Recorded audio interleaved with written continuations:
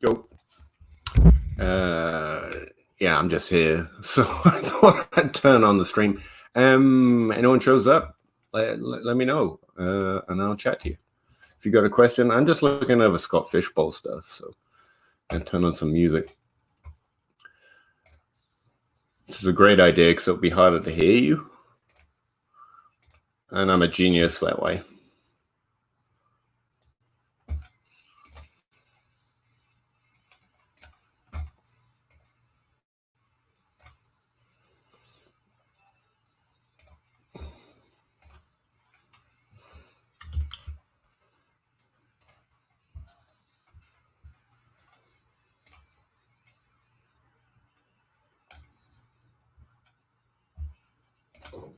Seems like a bad idea in so many ways.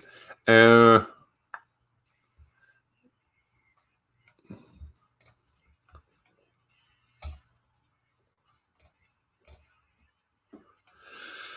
don't even think you can hear my music, so it just looks like I'm bopping along to nothing. That makes sense? All right.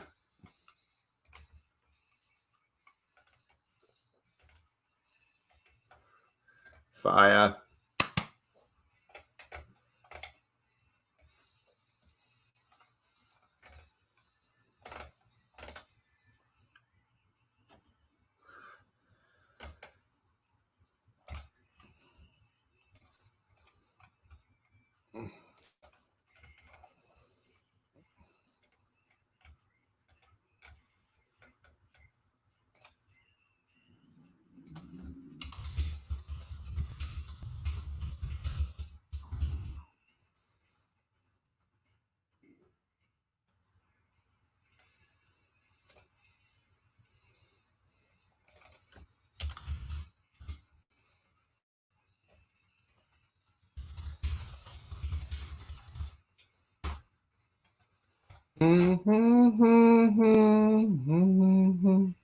Sorry, I got DMs up, so I can't like put that on the screen. Hey, Spaceman, how you doing? Thank you. I got music playing, so like comment really loud if you're turning my attention. I'm just gonna look at some Scott Fishbowl stuff, but right now I'm just catching up on messages. I got a trade offer I'm trying to think through. Tell you what, I'll show you the trade-off.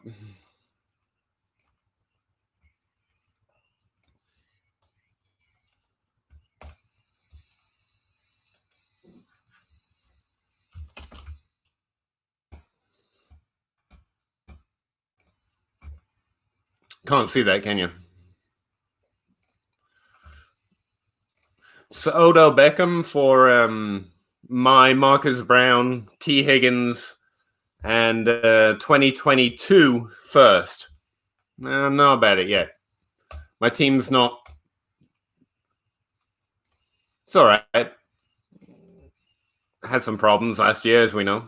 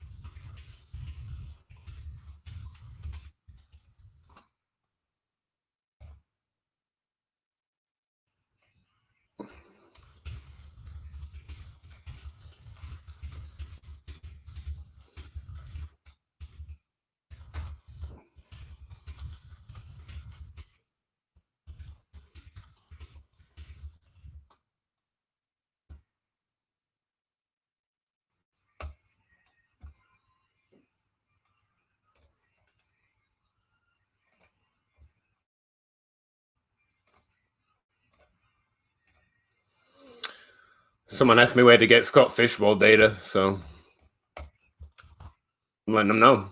I really wish I could have come up with a way of raising money for this stuff. this year, but I'm just too far behind.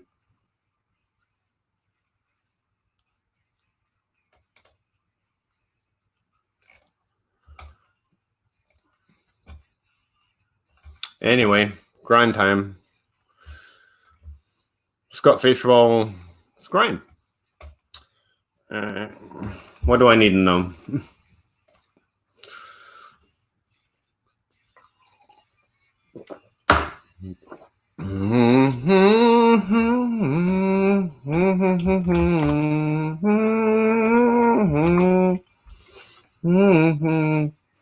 I'm really interested in this trend right now, guys. Not untrue in regular scoring too, but as you can see, Scott Fishbowl actually, as you can't see probably. All right. My music's too good. I got to turn it off.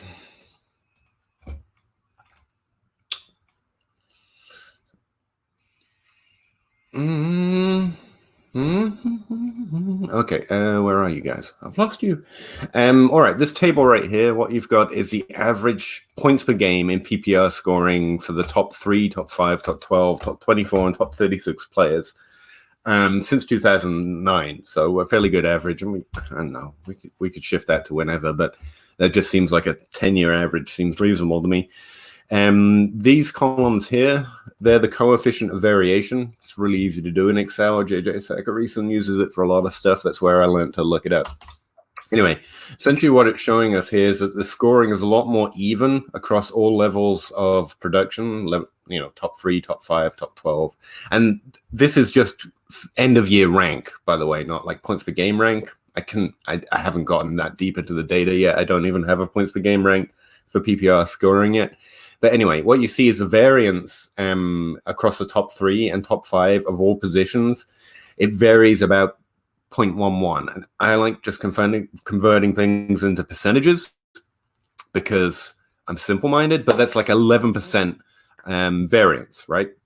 The bigger the number, the more variance between the numbers. And what you see in PPR scoring is a 16% variance across all positions scoring in the top 3. So it's leveled the playing field within the top 3. It's leveled the playing field within the top 5, within the top 12, and within the top 24. It's not until we get to the top 36 that the variance across the positions at the same level of literal end-of-year rank comes back to something like normal. In fact, it's still a lot smaller. Like it's 24%, if you can not read that, for, you know, all players ranked at all positions inside the top 36. And it's 12% in Scott Fishbowl scoring. So across the positions, like running back 12 and wide receiver 12 score a lot more similarly. Now, as you can see from the actual averages, they're different, right? QBs score a lot more, which is typical in PPR scoring as well. They just touch the ball more. The problem is replaceability, which I'm starting to dig into now.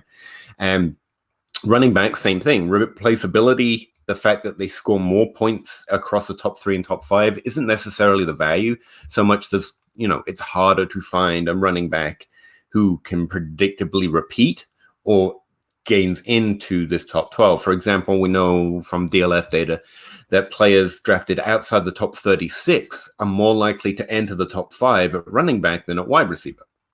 And we also know from other stuff I've posted, or I just tell you if you didn't know, that wide receivers repeat inside the top 5 at a much higher rate than running backs in the top 5. This is likely because of injuries, predominantly more than anything else. It's not like Dalvin Cook stops being good. It's just Dalvin Cook gets injured. I didn't say that was going to happen. It was just an example. So putting all that together, we know running backs at the top are more valuable, and there's a lot that we think could enter the top 5 this year. There's a top-heavy niche to running backs right now, which feels like depth, but it's not depth. It's a lot of players we want to value higher, you know?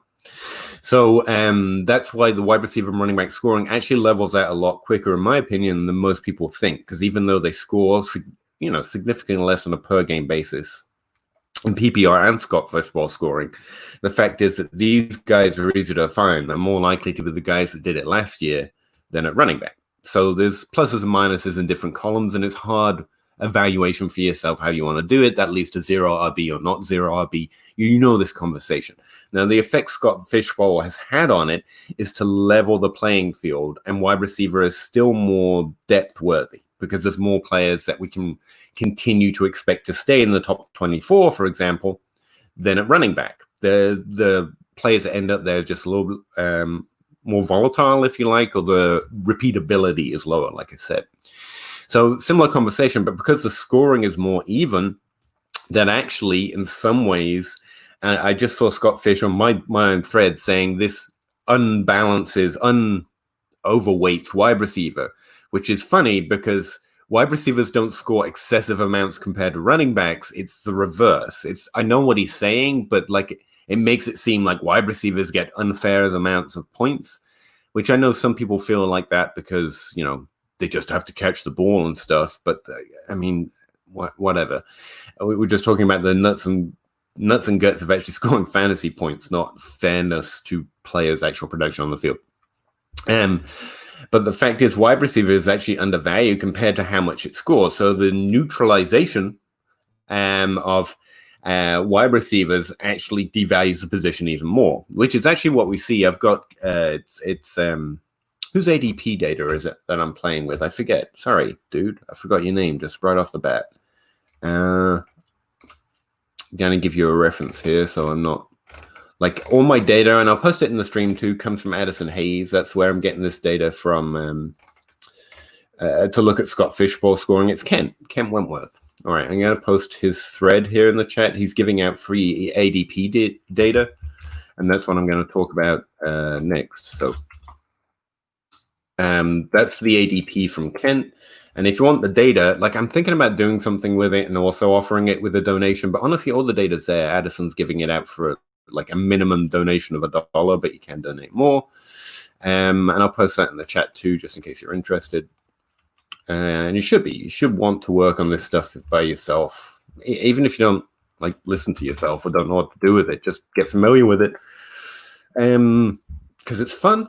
And also I'm an independent asshole who doesn't like taking advice from other people. So I assume you guys are too. Anyway, they've got ADP and the Scott Fishbowl data that I'm working on here. If we look at ADP and the trends in ADP, what we find is quite heavily a strong bias towards RB heavy. You see that the percentage of players overall that have been drafted is in this last column. So let me simplify this a little bit. I was doing a few different things with it, but this is using Kent's ADP. And he's got like 68 drafts at the time I took it from him. So 60% of all players drafted through the first round of running backs, and it's 30%, then it's 20%, then it's 18%. So you see it falls, but you see the inclination is a strong, heavy running back draft. And in fact, if I like look at my draft position, which is third overall, for example, and then use ADP to actually tell me what my team is meant to look like, you see it. ADP says I go running back 3 straight rounds, and then I just go quarterback, and then I go wide receiver. Now it's different. Interesting enough, if you go to the mid rounds, like pick 6, what you see is a slightly larger inclination to go wide receiver. So if you're in the middle of a Scott Fishbowl draft, that seems to be where the consensus thinks there's a lot of wide receiver value. Whereas at the beginnings, at the ends of the first round, ADP or a current consensus is the value is at running back and then quarterback and then wide receiver. So it matters where you're going. Interesting. Like I really like doing this format, by the way. It's a really simple one, just in case you haven't done it before. If you go into like manage rules and you create a new rule, where is it? Damn it. So conditional formatting, new rule, and you go to formulas.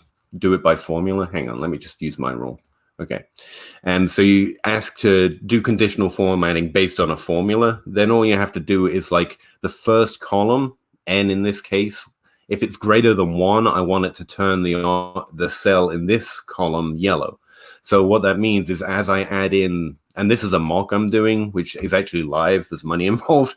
But as I type in the draft position, it turns it yellow, and it's just an easy way for me to track who's available. For example, in my mock right now, I'm looking heavy at Chubb and Jacobs for my next pick because they're apparently falling in our draft.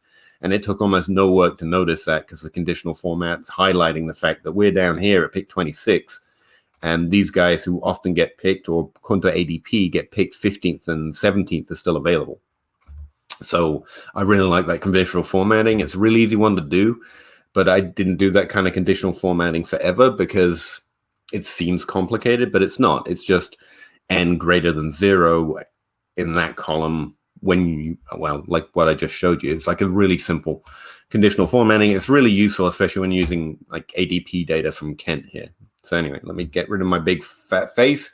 Although I do like showing off this very fancy shirt from RotoWear, obviously, RotoWear. Anyway, so we can see a few things in the ADP data. For example, that much like me at pick 3, I should expect to be very running back heavy.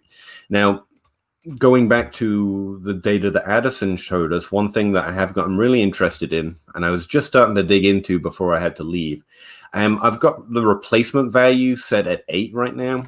So I'm saying that it's a really high threshold. And the reason for that is so I can see where it changes across positional ranks very quickly, very early on, without me having to expand it down to like wide receiver or running back 36. So all we have here, it's pulling up the points per game for the wide receivers in this case, drafted who finished 1 to 12 in technical points per game. It's something I call technical points per game. Don't worry about it. Just think about it as point per game leaders. And then I've got the seasons running across. So what I'm looking at is regression in production at position level in Scott Fishbowl production at those numbers. Because what it does is it pulls up their points per game and then removes the average points per game for whatever position it is. At this point, it's ranked, wide receiver 8, take away from wide receiver 1 points. And you see how much it's what do they call it?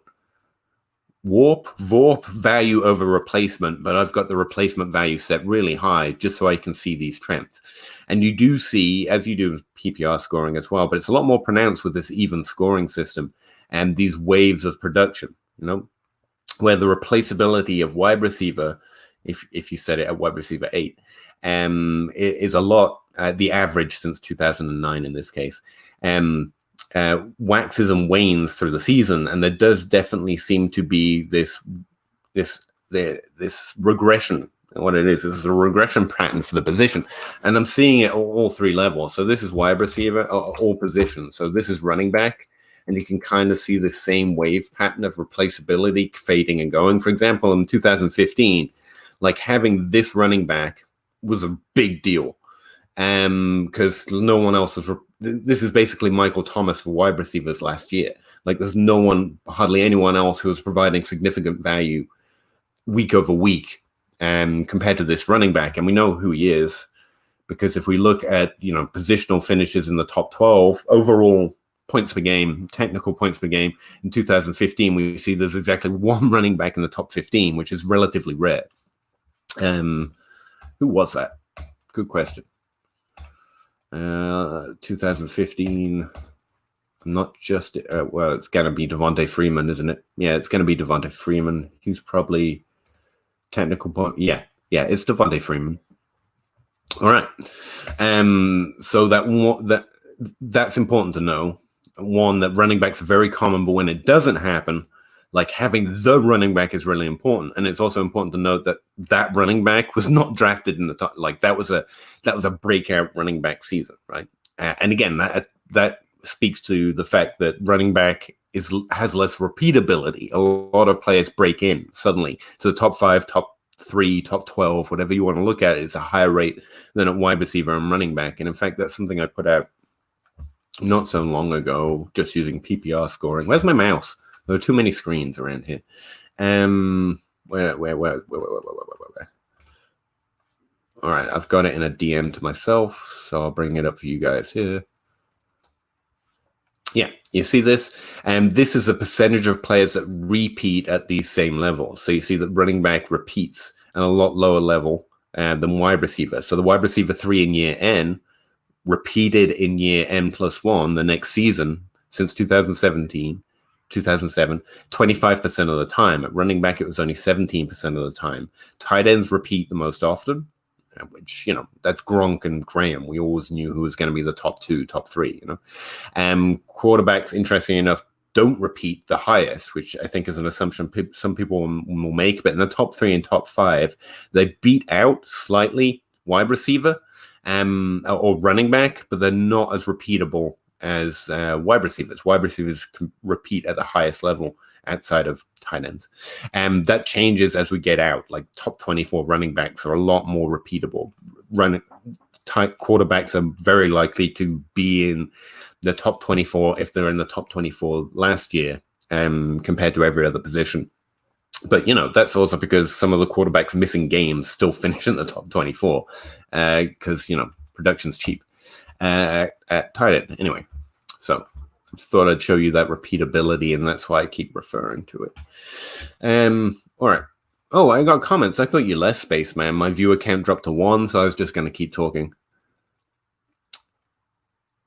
It might be. Now, notice in Scott Fishbowl scoring especially, and again, where it's been even out, quarterbacks get phenomenally more scoring. It's an attempt to not just equalize the scoring, it's an attempt to equalize the value, and that's why we see quarterbacks show up in the top 12 or top 5 or top 3 pretty much every year. Like there's 2 seasons, 3, where there are only 2 in the top 5 overall, right? But again, replaceability is a thing. So if we go and look over at my modified VORP thing here, where we set the replaceability of quarterbacks to 5, and everyone else, why not?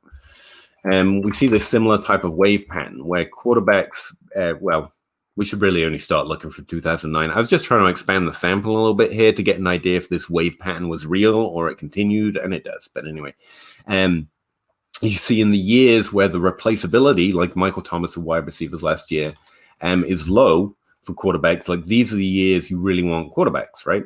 Like there's only 2 in the top 5. If you got these 2, like they've provided a significant edge in scoring and replaceability, despite the neutralization of the effect of points per game across different production levels. That's my idea anyway. Whereas in season 2012, we had, pretty much everyone in the top 5, except for that one running back, finish in the top 5. So you want all of them, right? But they were actually a little more replaceable. Look at the difference, say, like if you had QB 1, 2, 3, 4, 5, or 6, you were basically getting the same value week over week as the QB 1. I mean, there is a significant difference between 4 points over average over VORP and 1 point over VORP. But like this is not so dissimilar to the difference between like Michael Thomas and whoever was wide receiver 6 last year. It is different. It's a little lower difference. In fact, this would look a lot more like that, where you've got 11-0. Now, anyway, I'm getting into it here, and I haven't really dug in nearly enough to do that. What I notice, and I've got the averages running across the bottom here, is we have actually been really blessed. Since 2014, there's a strong increase in the average VORP, whatever value over replacement level, and in this case, the replacement level was set way too high just to exaggerate the trend. Over the last 4 or 5 years, and in fact, in 2018 and 2019, it was significantly high. Like not only there were more players in 2018, for example, adding value over replacement or QB5, on average since 2009. But the amount of value they're adding over that level is also higher than normal. And that's what this little green box down here tells us. It did come down somewhat in 2019. So while there are still, a significant number of players compared to the average providing extra value on a week-to-week basis, the extra value they were providing was actually more in line with what was happening normally. So we can expect this pattern to continue, I think, in 2020.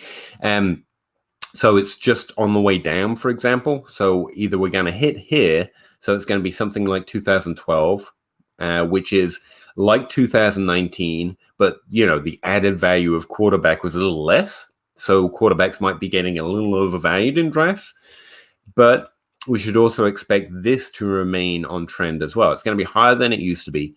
But it's going to be lower than 2018, unless we have another rookie class like 2018. I think that's adding to it here. And 2020 looks like a strong class, but I don't think so.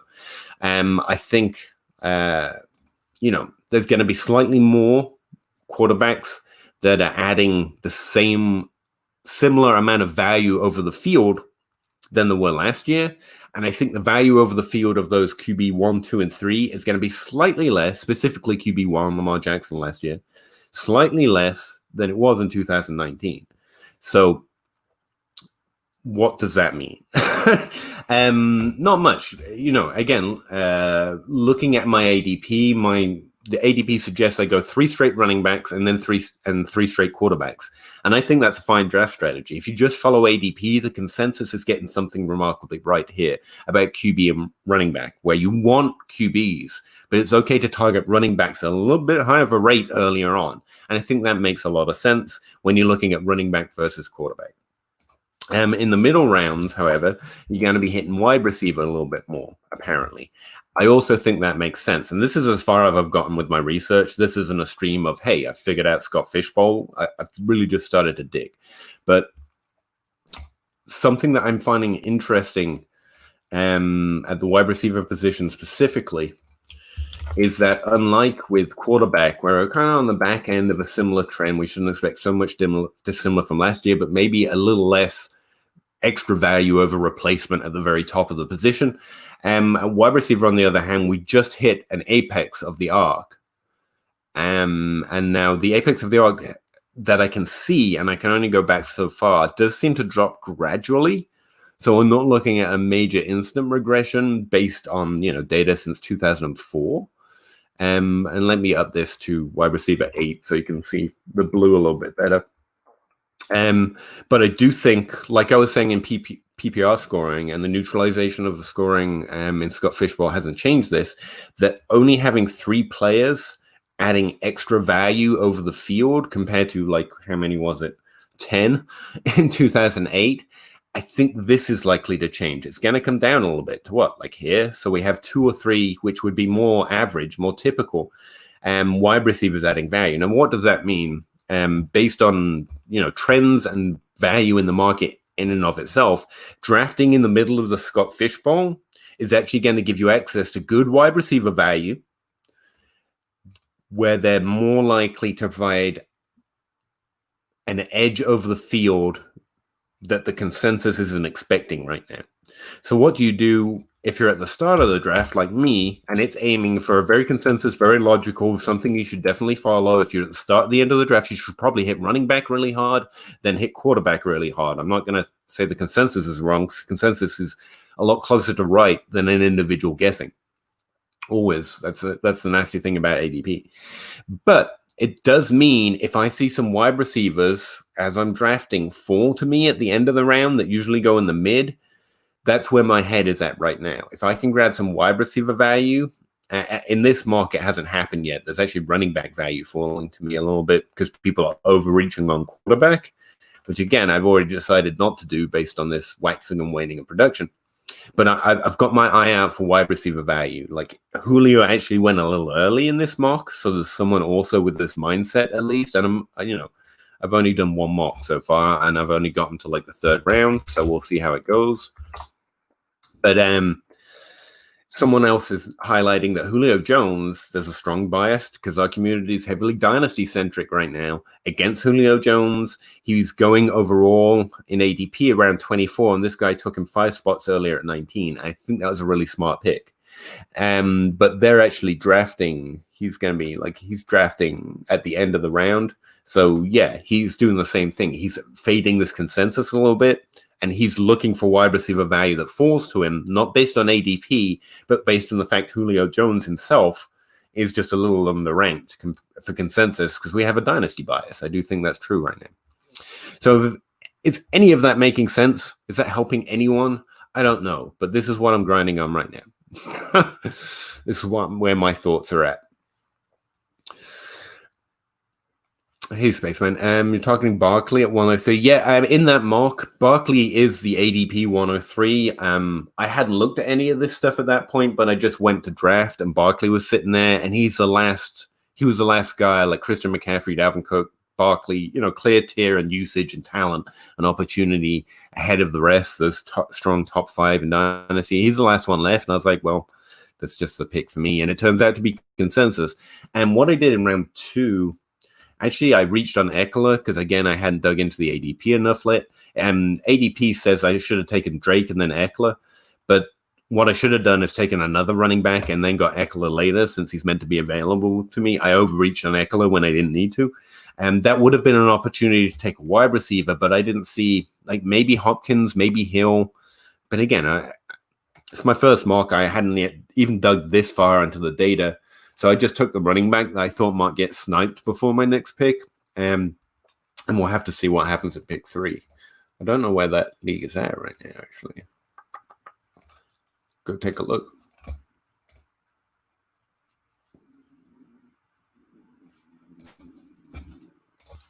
That's my music. That's not anything important. I'm trying to find that league. Where is it? Here it is.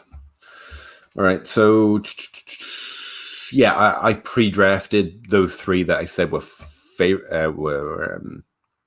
fallen in value.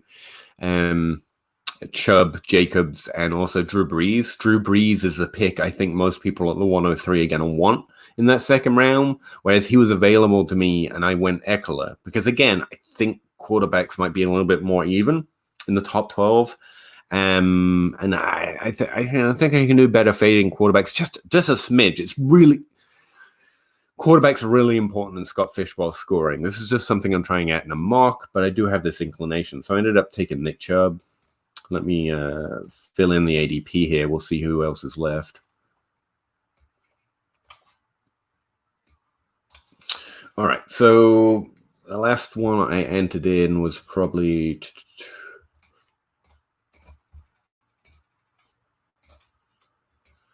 pick 25. So pick 26 was Josh Jacobs. Makes sense, right? Because he's already falling.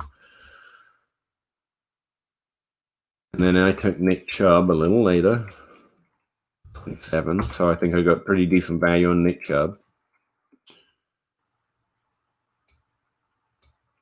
Then it was Clyde Edwards-Helaire. Strong pick, but a good one at this point. Reach a little bit, but if he wants him, that's when he had to take him. So I think that was a really smart pick. Edwards-Helaire at 28. Josh Allen at 29. Like, I really don't think you want Josh Allen in the scoring system. It penalizes bad quarterback play. That's why I'm saying that, if anyone's interested. The Scott Fishbowl specifically, you have to be a dual threat, not just a rushing quarterback. You have to be a good passer. No interceptions, please. And Josh Allen, yeah, he definitely reached on that guy, but whatever. He loves Josh Allen. Mark Andrews at 30. Tight end scoring, something I have to dig into a little bit more here. Tight end seems like a strong play here, but it's within consensus. Yeah, and he took him at 30, and he's ranked 28th by Dynasty ADP, so that's, he got average but good value on Mark Andrews. I think that's smart in this scoring system. 31 is Jonathan Taylor.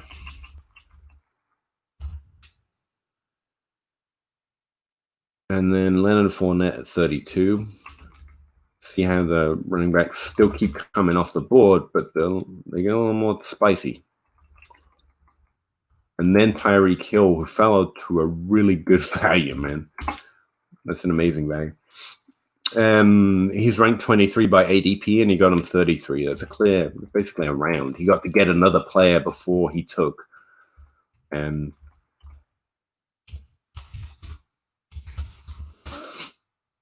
Tyreek Hill. That's win-win right there for him.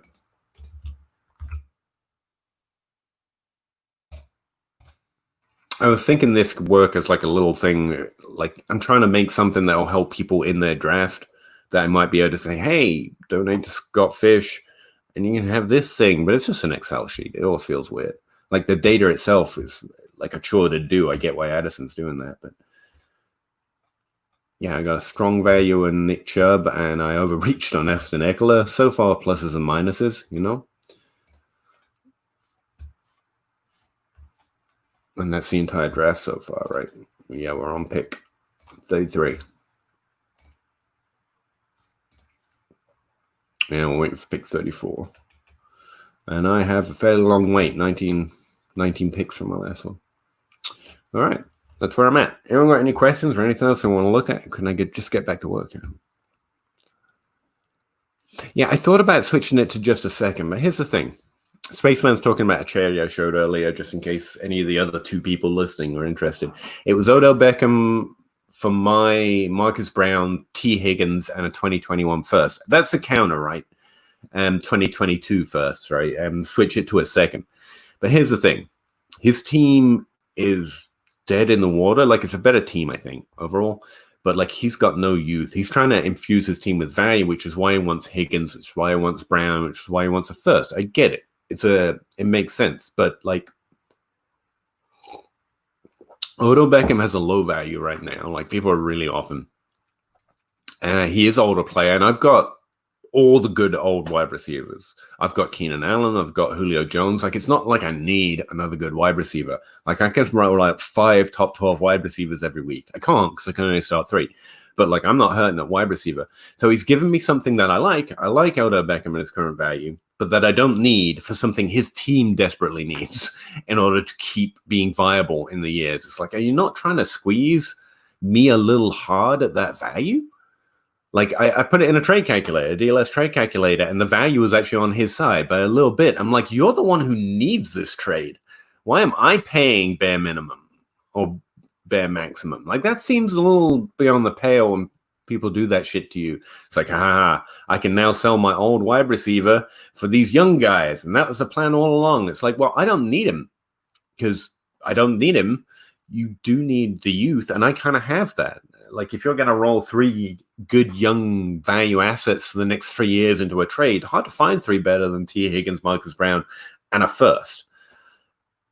Like, I don't hate it. I want Odell Beckham, but it's like I don't need it. I think it would work out in the long run. The counter to that is all the risk is on his side. T. Higgins can be nothing. Marcus Brown could be the best season he's ever going to have. I think there's a little more upside in him than people see. And that first is 2 years away. Come on, man. So it's a good trade. It's just like, I don't need it. Shouldn't I be able to squeeze something out of the person that needs a trade like this instead of him squeezing perfect, slightly on his side value? Like, next year, he's got no one under the age of 27 that, has had a top 24 season already on his team. And not a lot of young wide receiver talent on there that, could be the next AJ Brown. Like, he didn't get him this draft or anything like that. He traded for those other players. So, like, I don't know. It just feels like, and frankly, as much as I love Odell Beckham, it's not like he's a surefire thing right now. A lot of people are making decent arguments against him and the Browns. So it's not like he's not trading me AJ Brown. I need a better example. He's not trading me DeAndre Hopkins, or he kind of is. He's trading me DeAndre Hopkins with less value. That's the thing. The wide receiver position in general is right now, so I can't come up with like a stud young guy that has proven it as much as Odell Beckham, which is why I like him. I don't know.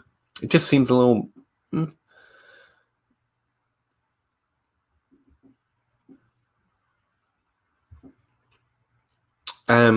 I don't have projections for Scott Fish, and I don't know I want to. Same reason I just took Addison's data, because I went to do it thinking I could do a similar thing. And because it's got bonuses, you have to do it week by week. It's the size data set you'd need to produce what Addison's giving away for $1 here, so you all know. It would crash Excel if you try to do more than one calculation at a time and then save it and then do another calculation, because you need week by week for all players at various different thresholds and some unusual ones like sacks and shit. You need to be scoring defensive scoring, and I don't do DSTs. Like, it's an R-centric, like you need something that can run it without using every ounce of processor power just to keep running. And I can do it, but like, it's a chore, and Addison's already done it, and he can have it for $1. And to do projections, you'd have to do all of that, but you'd have to be inserting your assumptions for the season as well, which adds a whole nother layer of equations. And they're not complicated equations. They're just things your processor has to run. And I know it sounds weird that an Excel sheet can push a laptop or a PC to the brink, but I think if anyone's thinking that way, I think you might be underrating the volume of code, bullshit code as well, that Excel is running in the background to make things look pretty or seem intuitive, but actually be useless. So I think I would be limited in my ability to do projections. I can work with Addison's data and come up with like a neat little tool like this, and I can show you the trends. And that's what I did last year. I just added to what Addison had already done. And I combined ADP like I'm doing here with the data. That's something that's a chore, but that I can easily handle. To add the Kent's ADP to Addison's history of scoring since 2000, that's again proving useful to me while I look over this stuff. But it just feels like piggybacking on the work of other people, which I am, and I'm happy to do. But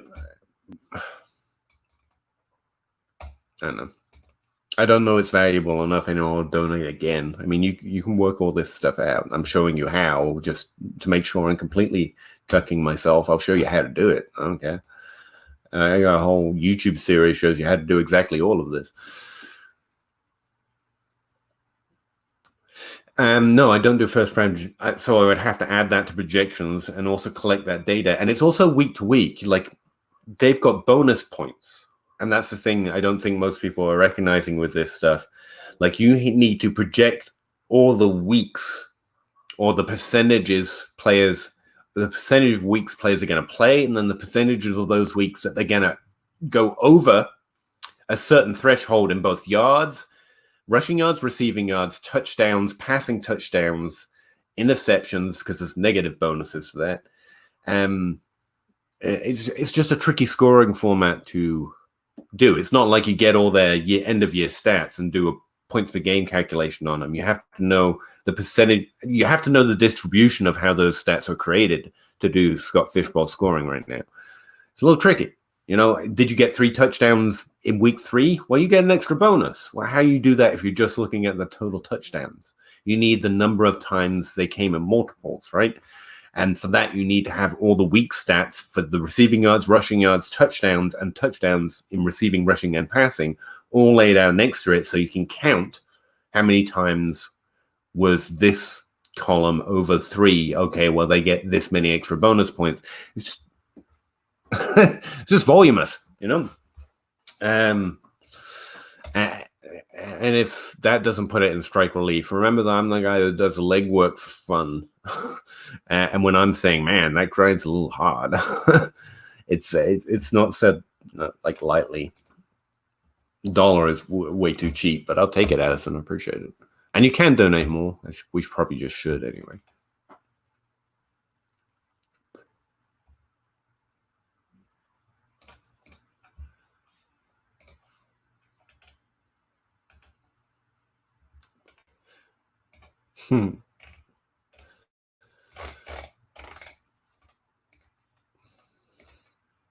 Didn't mean to go on about that, but I do want to highlight, how much work Addison's done to, just say, here you go.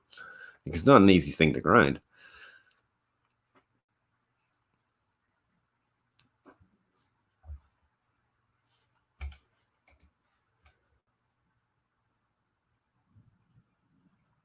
No, I did not see that Joe Mixon retweeted you, Spaceman, but that's pretty awesome.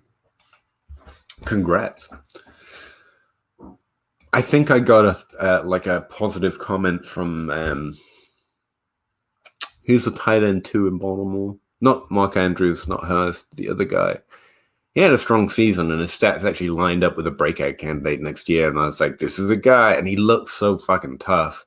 And I tweeted a picture of him once, and his wife was like, hell yeah. And that's the closest. Also, the manager of some undrafted free agent once said thank you for writing an article about him and asked me to correct some stuff. That's as much interaction as I've ever had.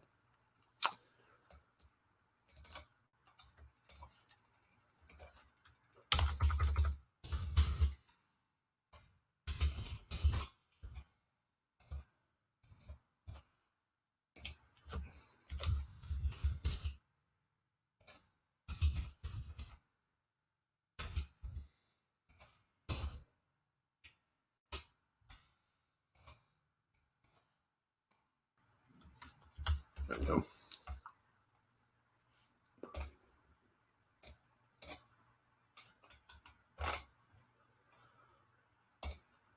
I found a really neat way of doing this, by the way, but I won't bore anyone with it. Like, it was an interesting way of writing the formula where you lock the first cell, but also you can stretch this. So as I expand it, it goes down, as you can see. Like, it keeps up with the cells. Like, it was a really interesting way. It's very simple, but it keeps expanding, and you can lock the cells and do it automatically. And people probably know how to do that already who work with Excel a lot. But you got to remember, I literally learned by opening up Excel and experimenting. I don't know the basics. Boyle, yes, Jack Boyle. Jack Boyle? Not Jack, but yeah, Boyle. Yeah, his wife liked my comment once. I was all about that Jack Boyle life there for a little while.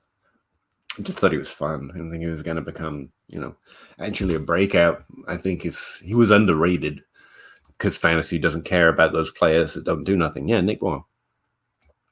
He's still there, I think. Like, he's had an impressive career NFL-wise, but fantasy players often, myself included, I'm guilty of this, are just doesn't matter. It's not fantasy good. But Nick Boyle's a really good tight end for Baltimore in the league.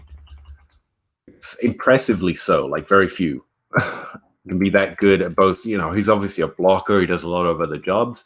But when called upon, he sucks up targets and actually does pretty decent with them. I mean, he's not, I rarely get to notice those guys. And yeah, what pick are we at? 31. So right now, Hopkins and Goodwin are falling.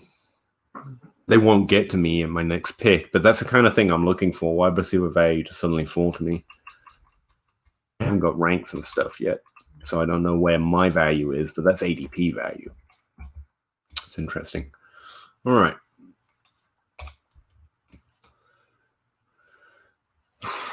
So what else do we want to know?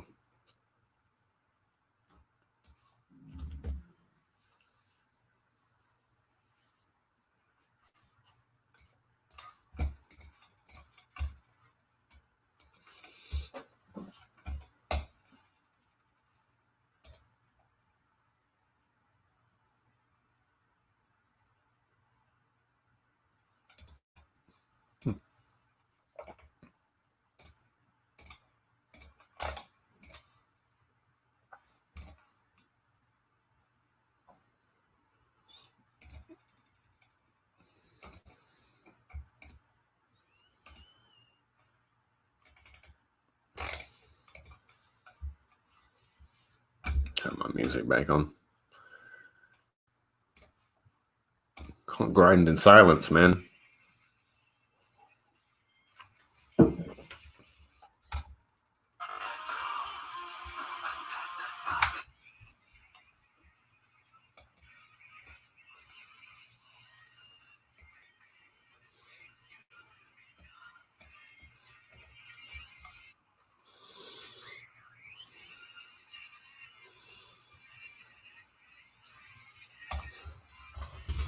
No worries, dude. We're the only ones here. We can do whatever we want.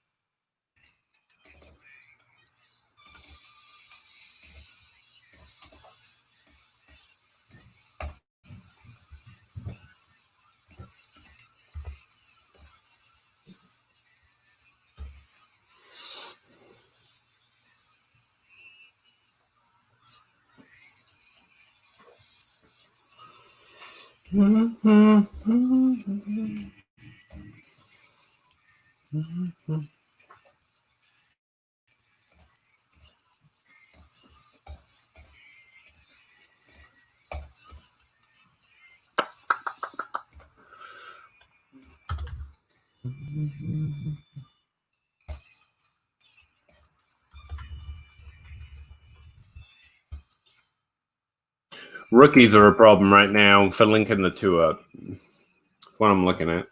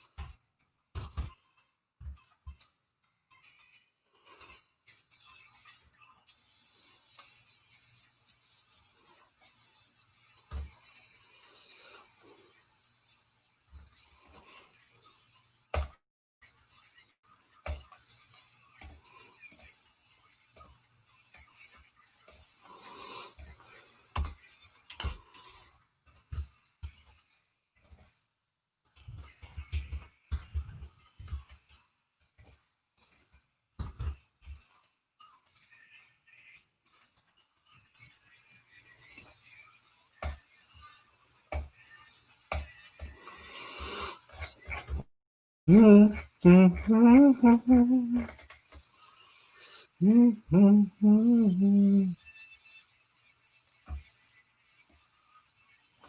actually doing some of the stuff that I mentioned in that last video about making databases.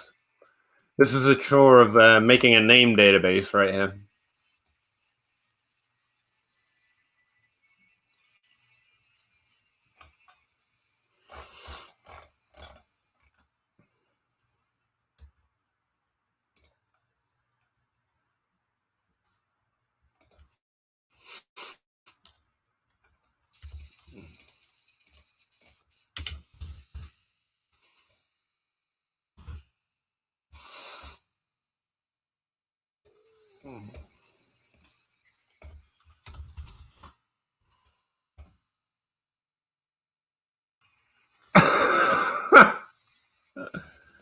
This is a new one.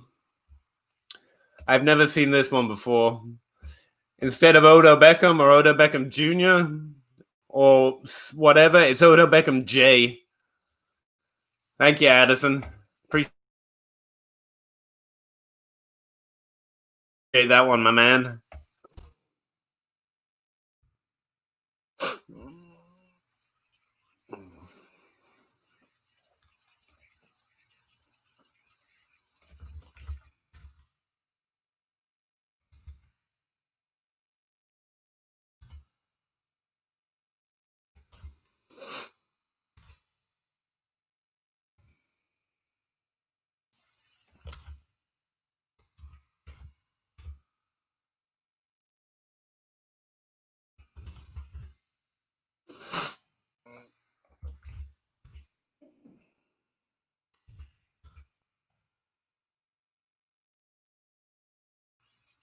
Hey, Miss Ruggs.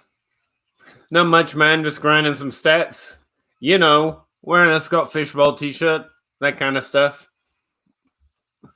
Right now, I'm trying to combine ADP data with Scott Fishbowl data.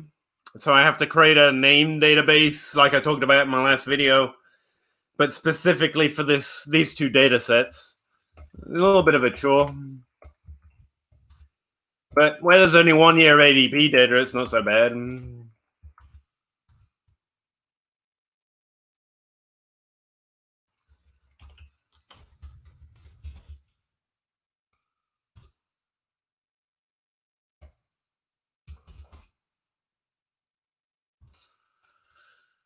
Rookie. There we go. Rookie. We know what that problem is, don't we? Rookie. Who the hell is Juwan Winfrey? Is he a rookie? Juwan Winfrey, anyone? Thank you. I got my music playing pretty loud, dude. Sorry if I'm shouting. Yeah, it looks like a rookie. Wow.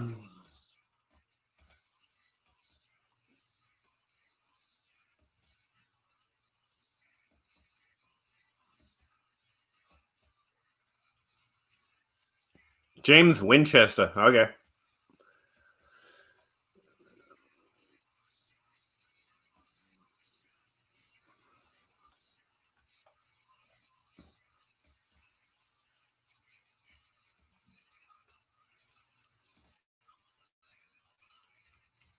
John Hightower. Okay. My name was Flint Bowden. Okay. KJ Hill. He's a rookie. Reggie. That's the way I'm saying that name.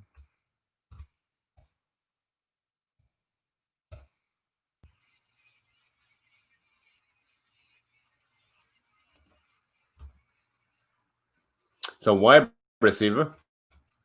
Looks like a rookie. Apparently playing for the Green Bay Packers. Rookie.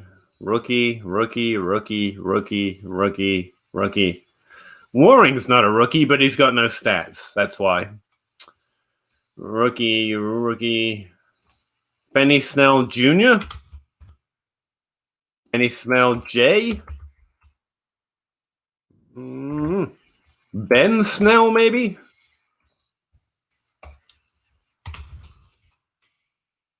Benjamin Snell. All right.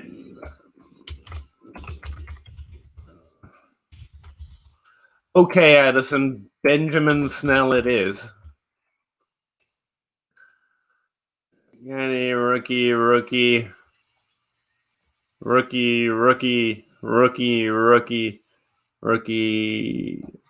TJ Yeldon. Hurts. Rookie.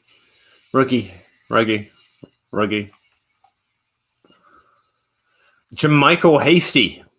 I'm pretty sure that's a rookie. I remember the name.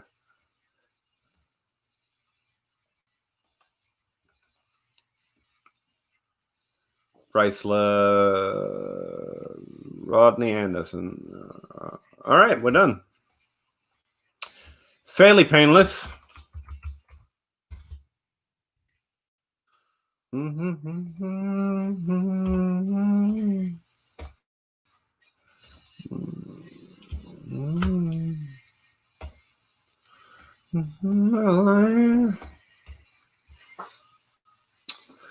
My life.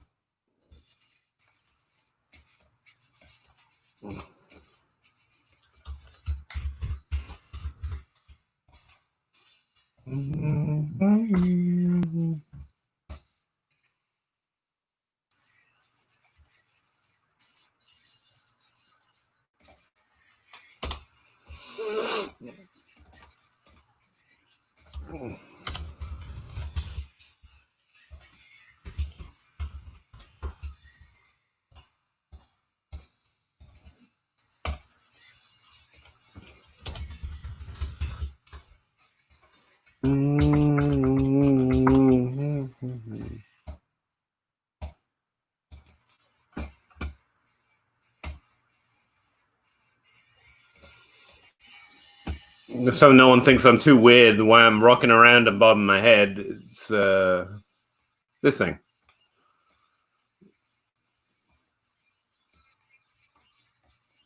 Mm-hmm.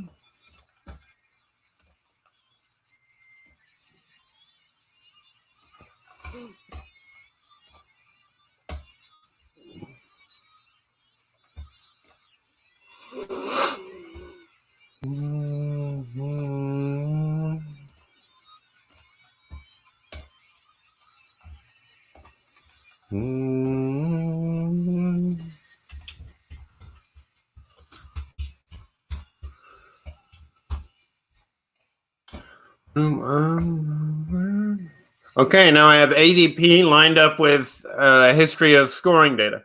Nice.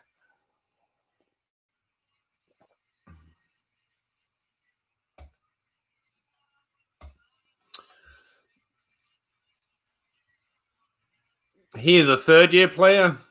Meh. Oh, you were thinking of someone different? All right. No, I'm right. My mind is whacked out. Okay. Am I using a different mic? No? Do I sound weird? I'm using my Snowball. Let me just check my settings here. I should be using my Snowball.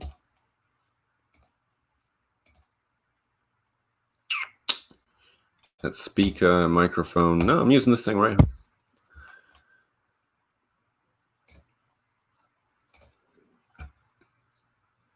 Still clear? Okay. Does it sound echoey? That's because I have yet to figure out this room's a lot more echoey. I don't have my back up against a wall, which is the way I used to stop that. I don't have any soundproofing.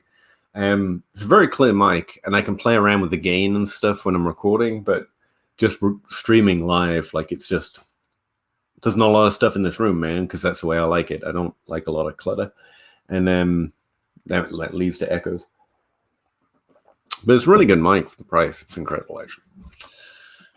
I think.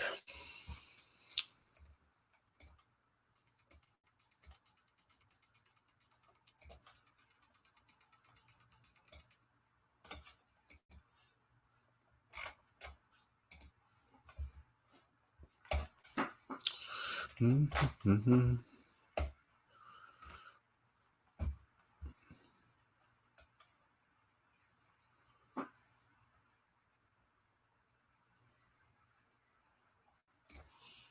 What's this about? So then people could technically put their own ranks in and it would give you a fancy tool. I must have missed the first comment. Yeah, I guess. Combining ADP with the data, not sure I want to do with it yet, but we can do stuff like this. Mm-hmm.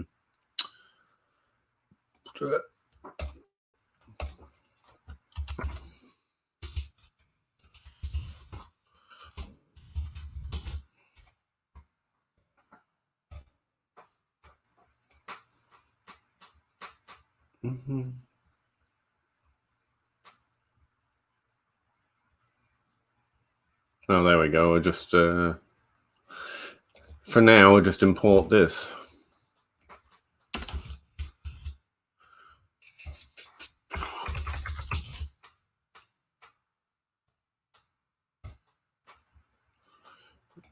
I hate merged columns, man.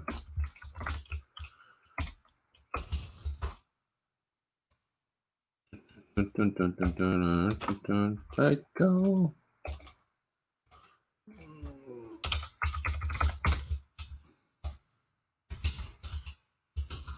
So 0 for that.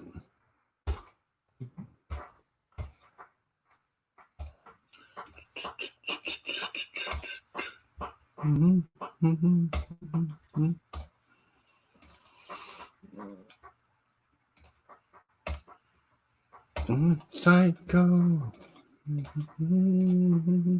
So I just imported PPR points, Scott Fishbowl scoring.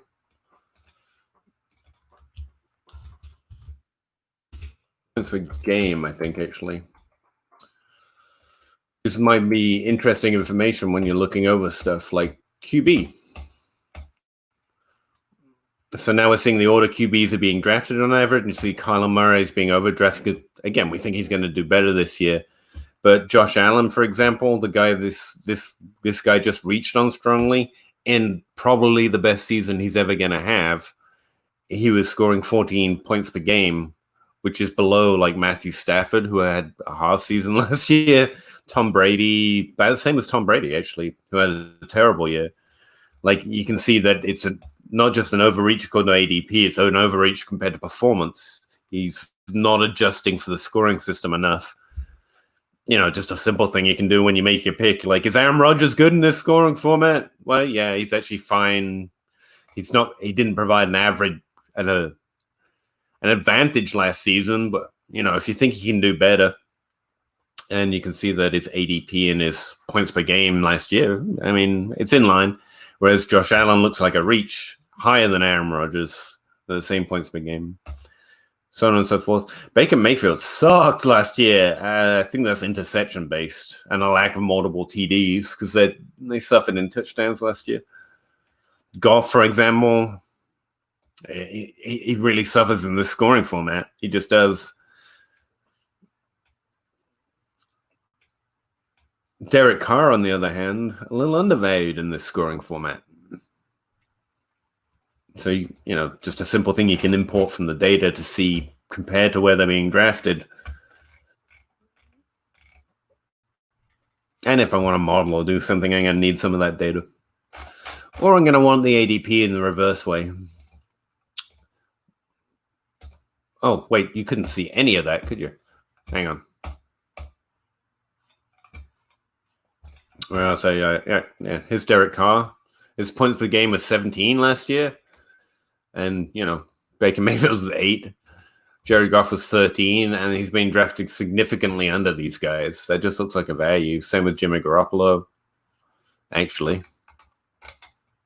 I mean, if you think Josh Allen's doing better, it makes sense to draft him this year.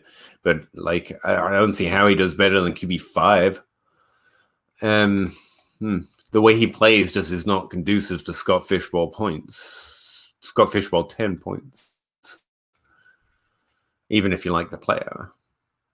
There's Derek Carr, an ultimately safe quarterback. And Scott Fishbowl points reward you for that. He likes no interceptions. He likes passing and a tiny bit of rushing. It doesn't overemphasize the rushing QB like Josh Allen. That says that very easily without having to listen to me say it.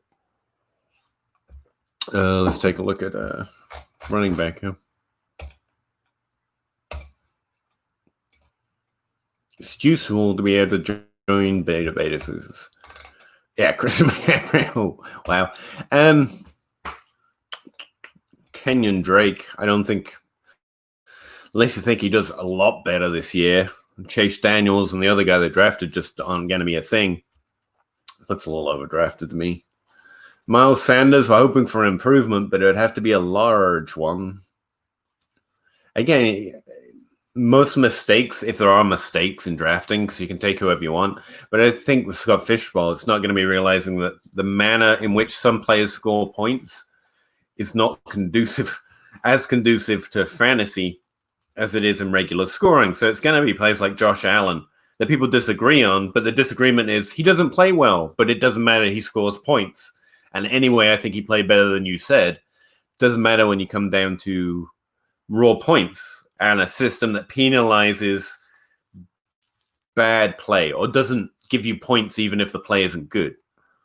Like a Blake Bortles situation or someone getting it through, like Kelvin Benjamin wouldn't have done well in this scoring system, for example, if we're going to switch positions.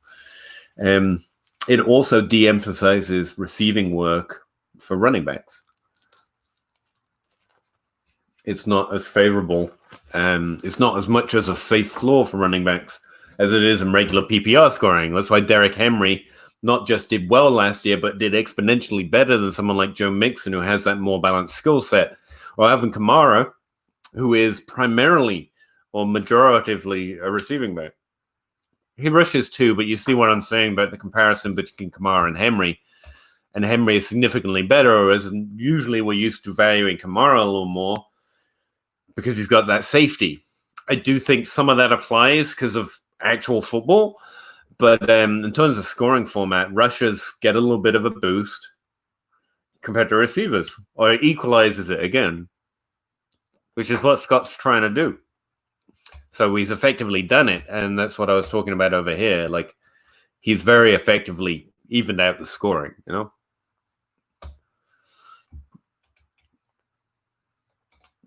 Chris Carson's undervalued in most formats, but if I get wide receiver value, like I'm talking about, is my my basic hope right now is that at the 3 hole, which doesn't sound right at all, but drafting 3rd overall, I'm hoping some wide receivers fall to me at that 2nd pick when most people are thinking running back and quarterback. If I can get Julio or someone like that, I'm kind of interested, because Chris Carson and these other primarily more rushers, or primarily just undervalued anyway, have a little bit of an edge. Like,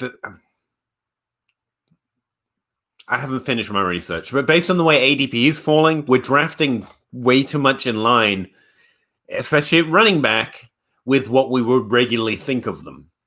I think there's a little edge there in the 5th and 6th round where the ADP says I'm meant to be hitting quarterback, but if I hit wide receiver and I can come back to running back, and if I can find a way of grabbing value at quarterback after that, or in the middle there somewhere of all of that,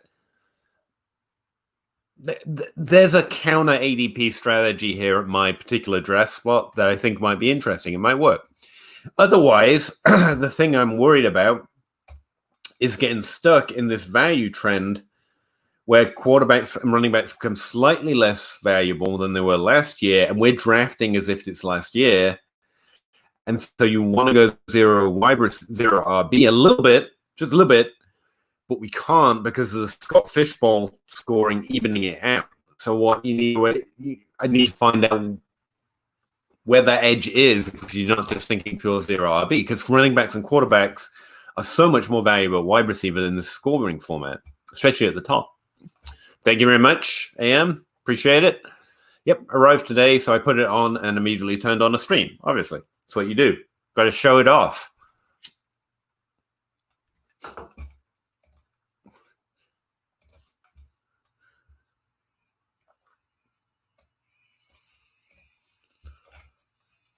Richard.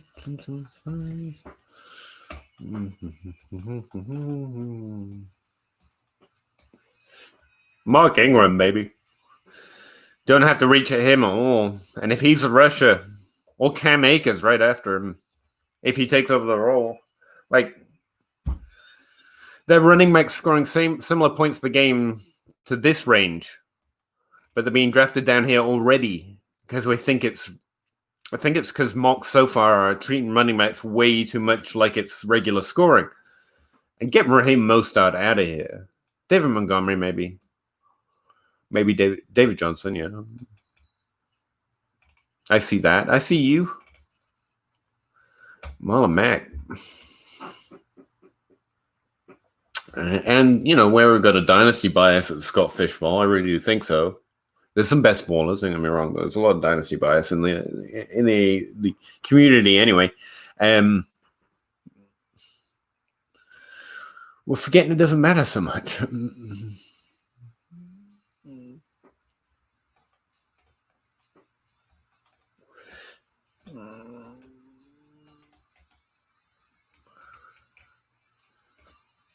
Devontae Freeman, man, he's so free right now.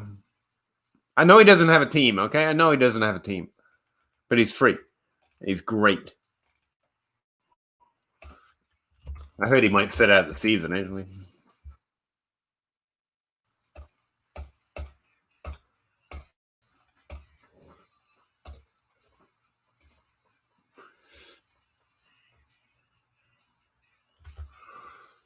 I did it wrong. Huh.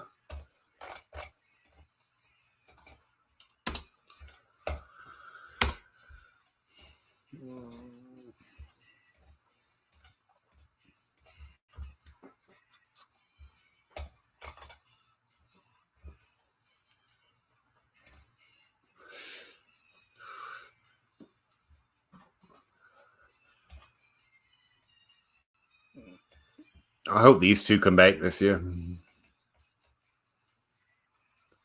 Keenan Allen. Okay. All right.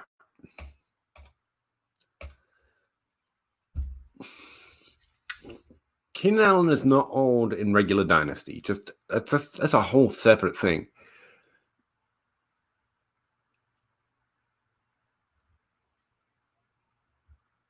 He's been drafted 65th overall at wide receiver 19.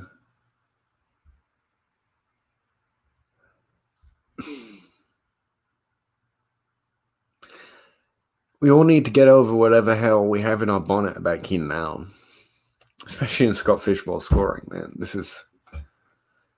We're going to give someone a win. Just let them win. Because I don't like Keenan Allen.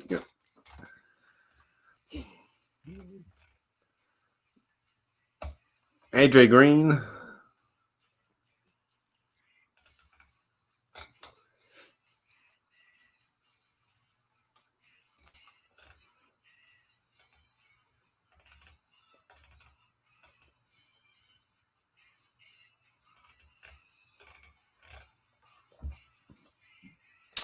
Okay, I'm importing technical.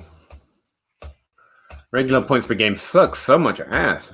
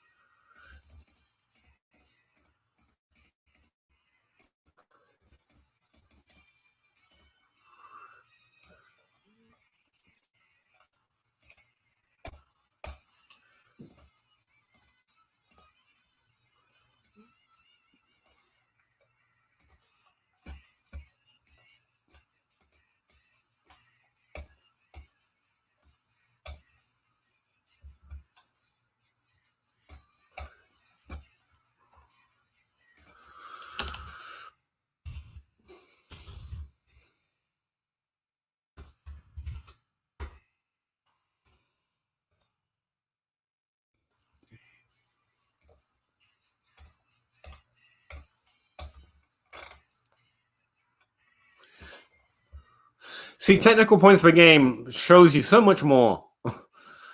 People need to get on board.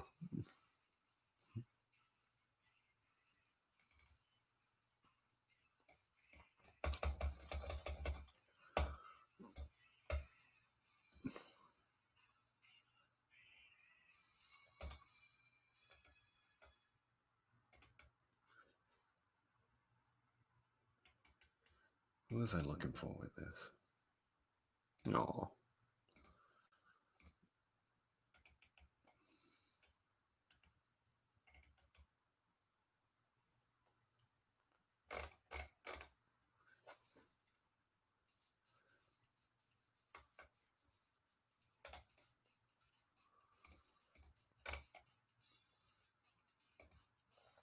There we go.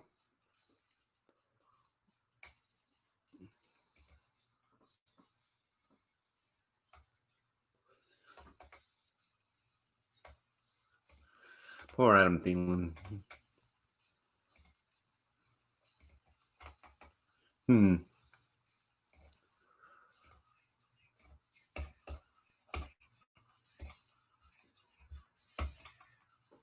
Breeze is a really good value in this format.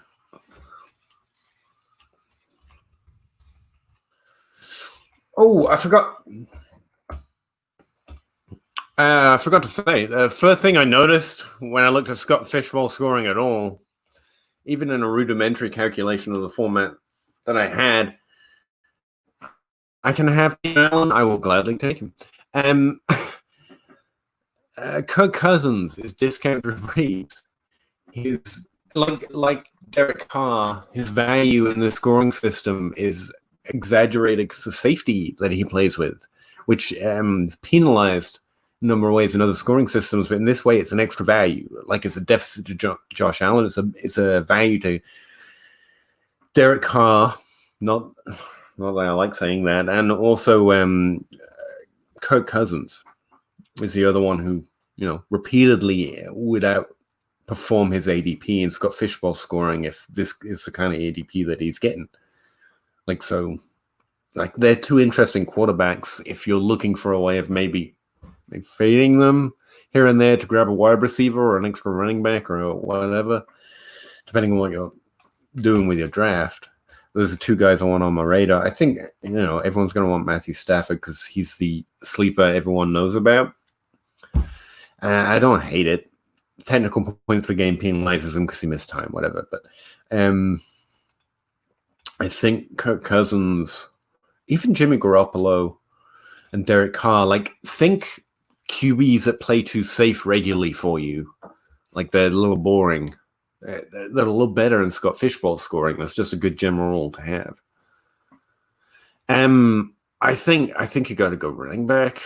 Same with last year. Evens are scoring, but quarterbacks are just deeper than running back, even with replacement of a value of a replacement or whatever it is. Like, what do we want to set it at? A fair? Yeah, quarterback. And we can expect a few more this year. That's what I was saying at the start of the stream because of this wave pattern trend here. It might still be going up. It might be about to go up. To be fair, at quarterback, it might be about to go up. But I don't think the value that Lamar Jackson added last year is going to stay the same. I think it's going to fall a little bit.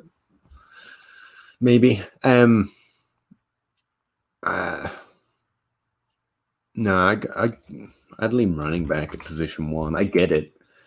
But there's just consistently more value at the top of the running back position than the top of the quarterback position. And you got to bet you're getting it right? There's more replaceability at quarterback still in the scoring format. So I kind of like whoever your running back 1 is. This scoring system does penalize, like I said, receiving, but it doesn't scare us off Christian McCaffrey, right? I mean, he was still far and away. Even if you take all away his receiving, he was running back 1 last year. I do think it adds value to the potential that Barkley is. Last year, we expect him to do a little better this year. Someone like Elliott as well. You want a balanced skill set, though, but Christian McCaffrey's just another world. So I think it's Christian McCaffrey. He was a first pick last year because the receiving work added an extra boost in Scott Fishbowl 9.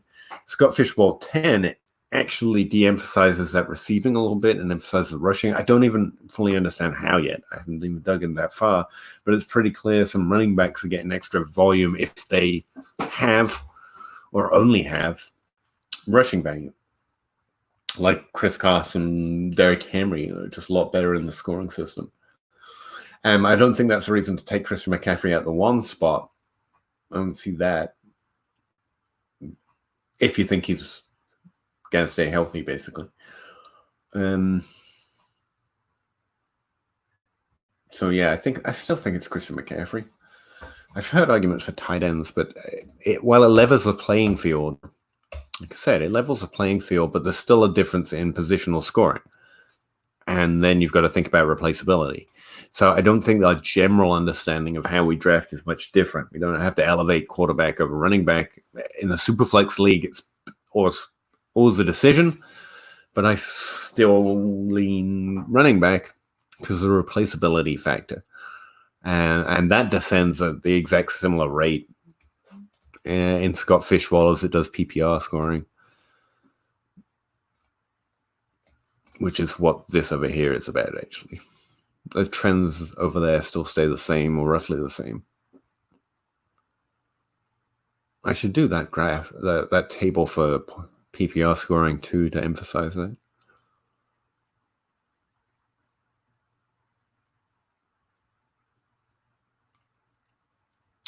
And the fact it neutralizes it a little bit. It brings quarterbacks down a little bit. Not wide receivers so much. Like they're scoring more points, but the scoring across positions at the same level is more even, which takes away that extra edge. Like I really think I'll leave running back. I mean, the quantity of quarterbacks here suggests, we need quarterbacks. That's true, but the quantity also means there's 8 of them you can grab. and running backs are in here a hell of a lot, but there's less of them more often. Well, let's do that. All right, what do we need? QB, RB, wide receiver, and tight end. Why do it by looking when you can ask Excel to do it for you, huh?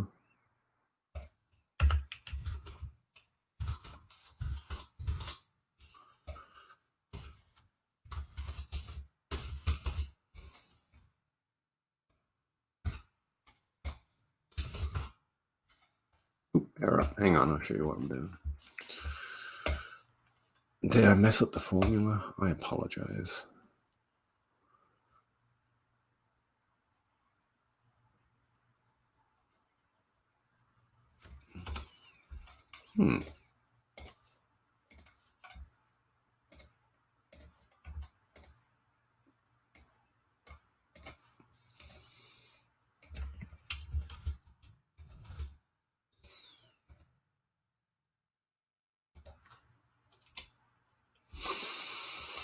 Oh, will it not search for characters?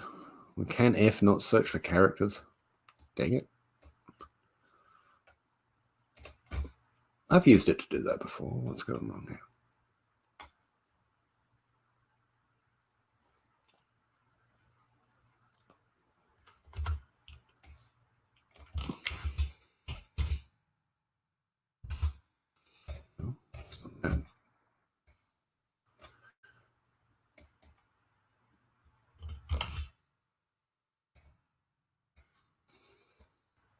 There we go.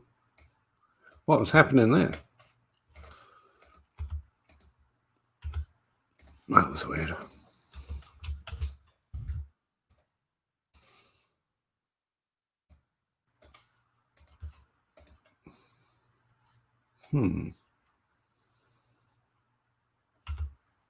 All right, let's try this.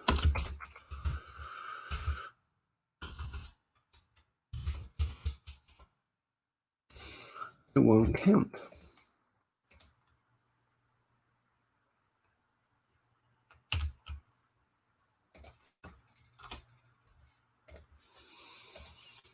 It won't count my formulas.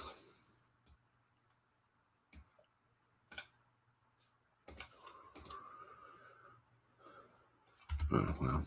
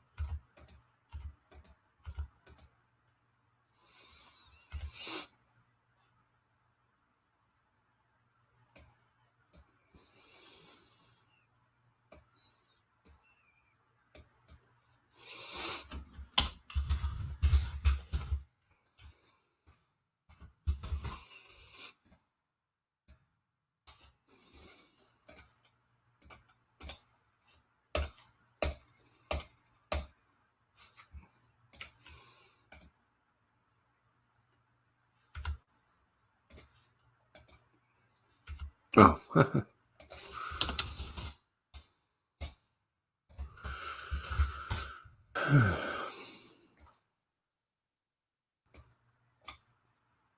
There we go.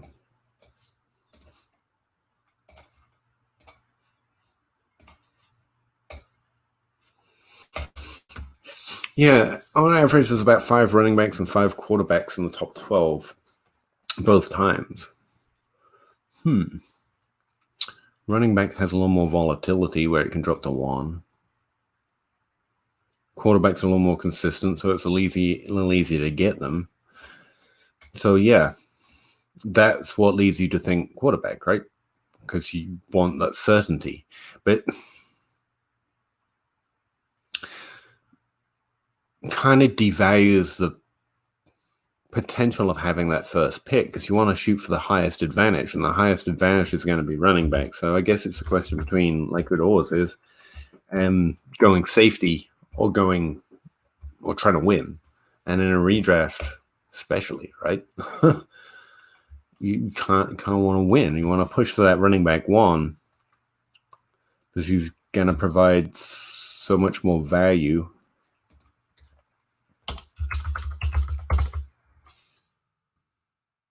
over the field compared to quarterback. So say you get your draft pick right, which again is the safety aspect of it. We can't say that. The running back one's going to offer you 9 points above, what I'm calling the replacement level, which isn't, but a very high level of production. So is the quarterback one. But at running back, it drops quite precipitously. So that by the time you get to running back 3, you've only got 4 points. QB. Oh, it drops at kind of a similar rate.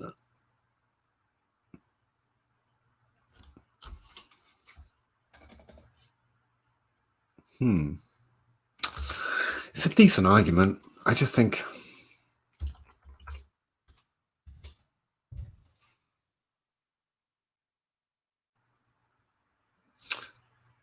it's a more decent argument than I realized.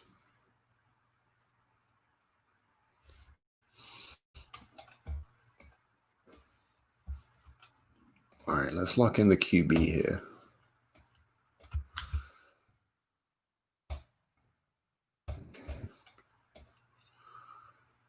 That's QB value.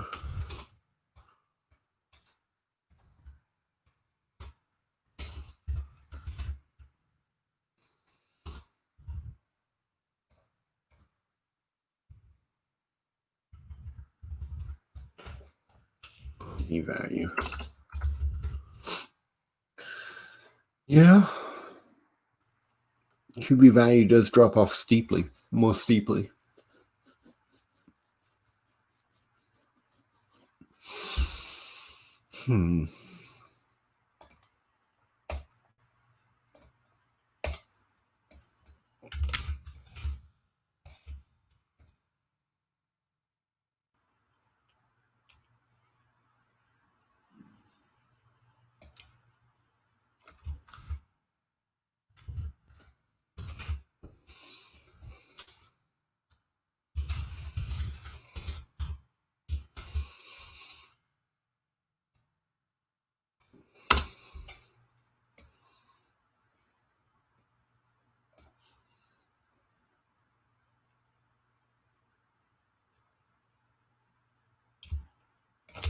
All right, hang on a second.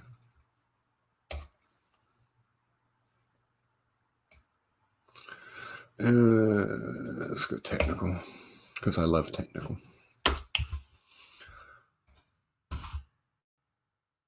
So what's the average points per game of,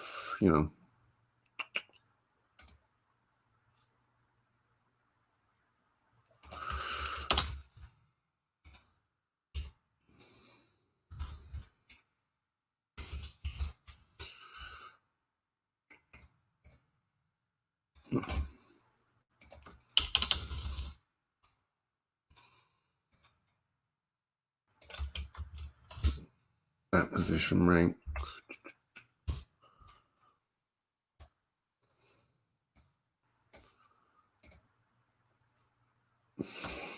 Goddamn merge cells, man. This position.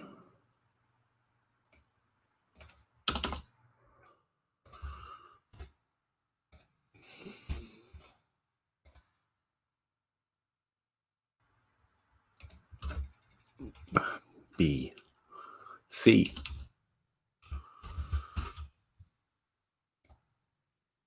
Since 2009.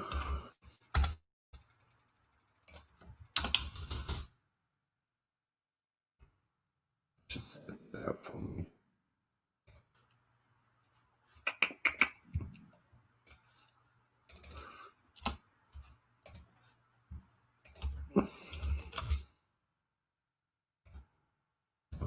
Lock those in.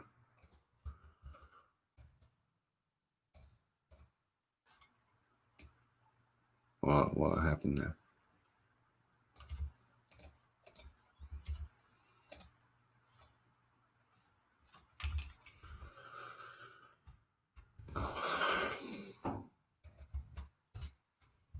Fuck yourselves, Pete. Come on now.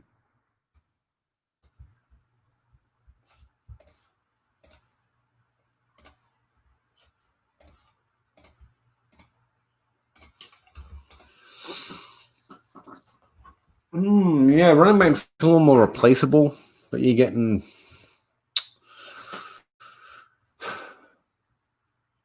when you're comparing it to other positions, quarterback's a little bit more replaceable. When you're comparing it to the same position, running back's a little more replaceable. Is that not weird?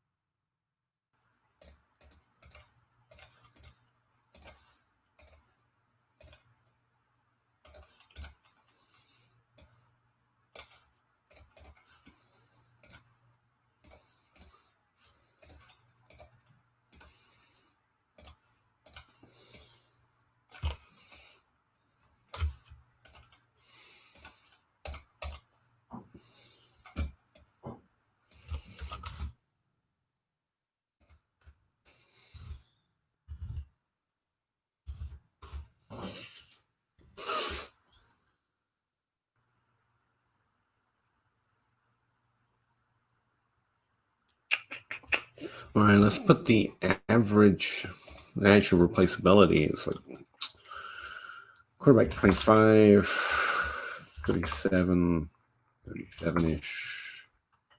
Oh. All right, let's go back to quarterback.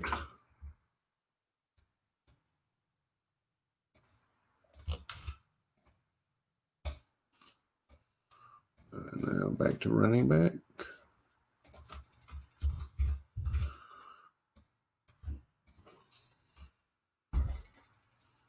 Yeah, there it is.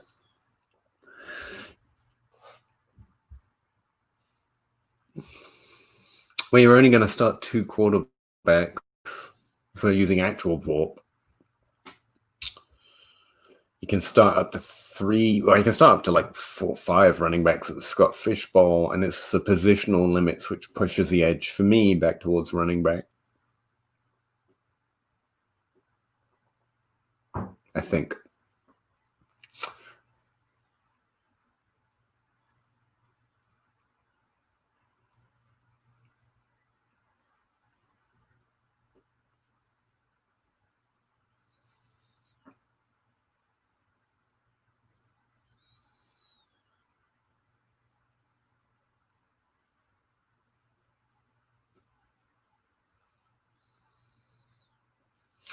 Like a quarterback 1, you're getting on average 25 points per game. You're getting 18 points per game by QB, what is that, 6?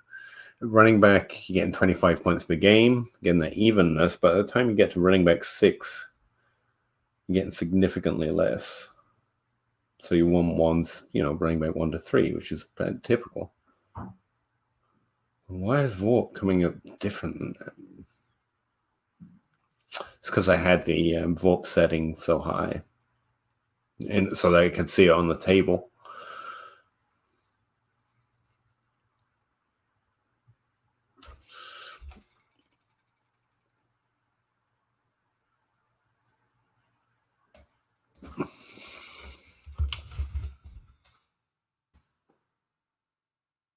Yeah, that's why. Because we're starting 2 quarterbacks. And more than that, a running back. Yeah.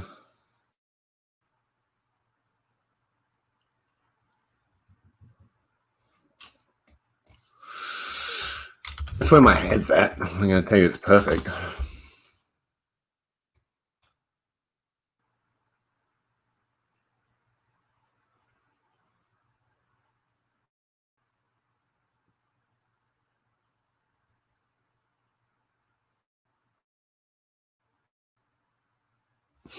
That makes sense. Yeah, I think I still need running back. Yeah, I'm picking at 103. we actually took a look at ADP and found out what my team is meant, quote unquote, to do. So at pick 3, I meant to go running back, 3 quarterbacks, and then start hitting up wide receiver from that depth, which is very much, a heavy RB draft, which follows the consensus of the trends in the ADP, which is all about, 0 wide receiver, frankly. In the middle of the rounds, what I found, that's where you start to see your wide receivers coming in.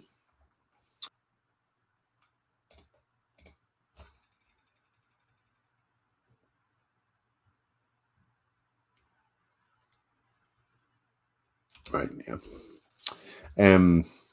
So if you're picking, between 5 and 8-ish, you're starting to see wide receivers creep into your top 5 picks. That's the consensus at ADP. At the beginning and end of the rounds, very much leans running back. Actually, at the very start, you lean wide receiver as well. By the time you get to the 3rd round, you're hammering running back by wide receiver by consensus.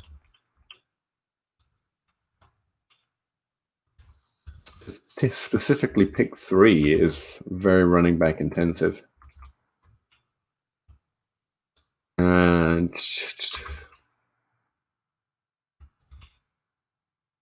And then as you get towards the end of the round as well, starts to get a little bit more running back intensive and quarterback intensive specifically. People are expecting to hammer quarterbacks if they're drafting at the end of the 1st round, like rounds 3, 4, 5, and 6. Like if you're drafting at the 12, it predicts that you're pretty much going to take 4 quarterbacks in a row at the end of the turn. So presumably you're double tapping quarterbacks after your 1st and 2nd round, where you're wide receiver, running back, wide receiver. Where's your pick? Anyone? Sorry, I forgot to show you that.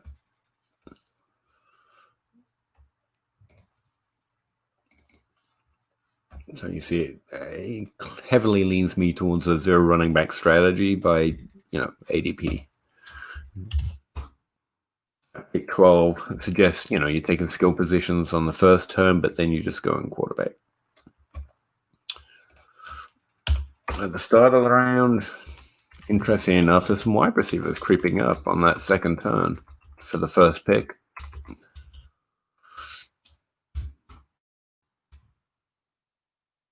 Pick 2 and 3 is particularly running back intensive. And it starts to fade a little bit more towards wide receivers.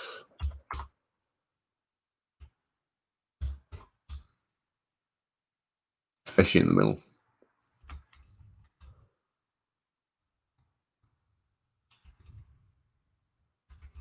And I think we're drafting running backs a little too close to how we're used to drafting. Scott Fishbowl has scoring has some interesting little things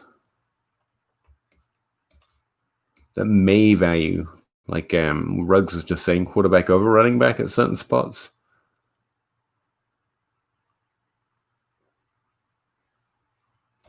But definitely evens out the scoring across positions.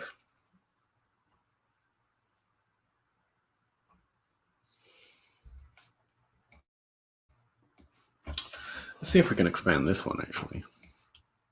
Which I definitely can. I don't know why I said C. Do anything I want.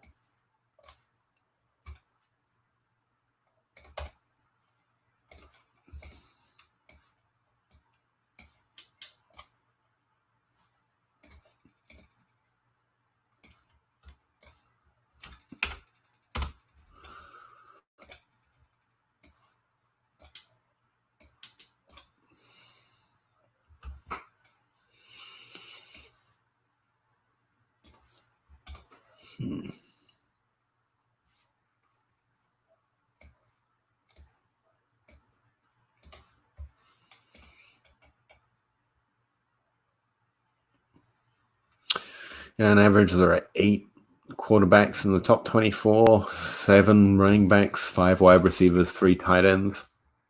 Speaking of replaceability, Those top tight ends have a lot more repeatability.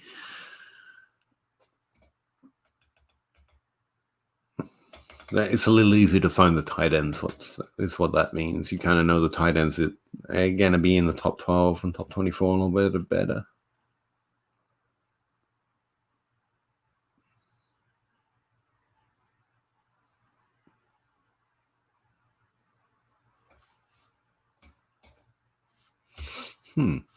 I was promised an evening out of wide receiver. I'm running back a little earlier than that. Let's keep expanding.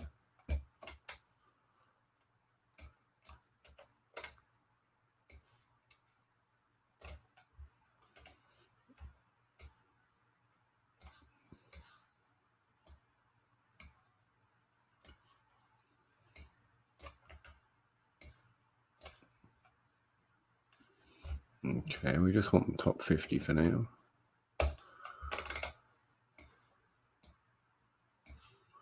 The top 50 overall players.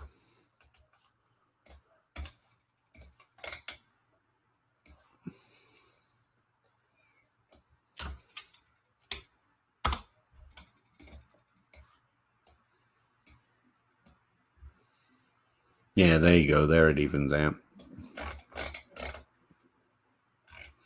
So in the top 15 overall, 14 are going to be, 14, 15 are going to be running backs, 14 or 15 are going to be wide receivers. Of course, in the earlier sections, the top 5, the top 12, the top 24 overall, there's a heavy running back bias still.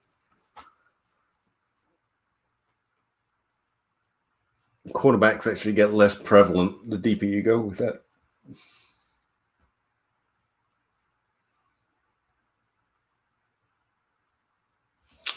Which again leaves validity to that idea that you draft quarterback 101 overall. But I really don't know, man. I think those running backs are a little bit more repeatable, have more repeatability in the top 5, 10, 12. Quarterbacks get safer outside of the range that we're looking for in terms of, easier to predict. They repeat more often. Their production that they did last year means more to what they're going to do the next year.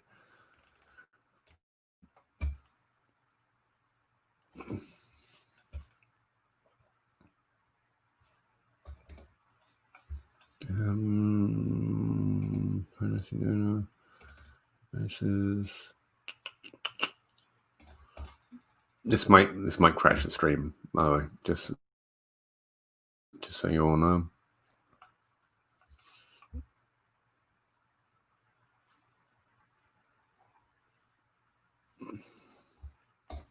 No, there we go. Yeah. Here's where I laid out the repeatability. So running backs repeat. And again, this is PPR scoring, though, to be fair, but I don't think that matters too much. Inside the top 3, the top 5 running backs average, 29% repeat rate. Quarterbacks 30. So they're just a little more repeatable at the very top, which is where we're aiming at. 28 to 26. Although that is awfully close, isn't it? Oh, okay, let's change it to 2009. Yeah, there you go. You get a lot more separation in recent years.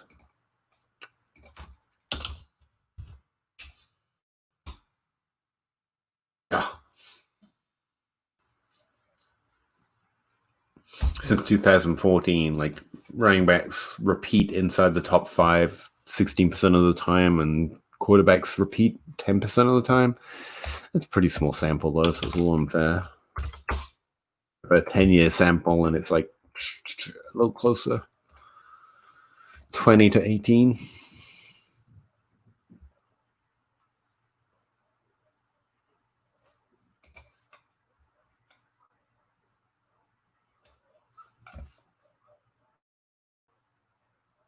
Anyway, I like that table.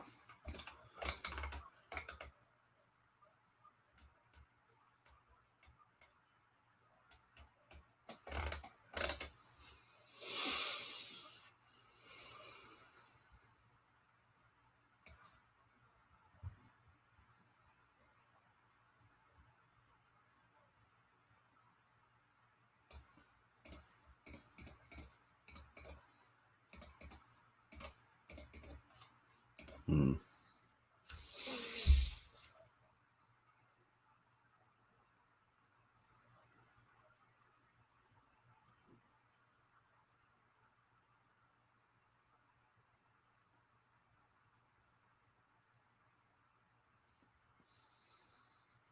You're picking up 103 as well, Spaceman?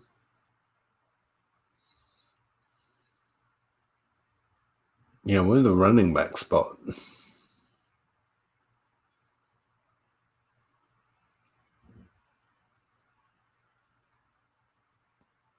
Which is a comfortable position to be in, according to ADP and people's preferences these days. Tight end hasn't finished in the top 5 in scoring since 2011. I really think first round tight ends might be a reach.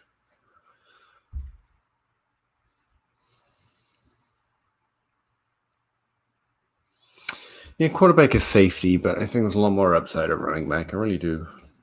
With that first pick overall. Or really the first round overall.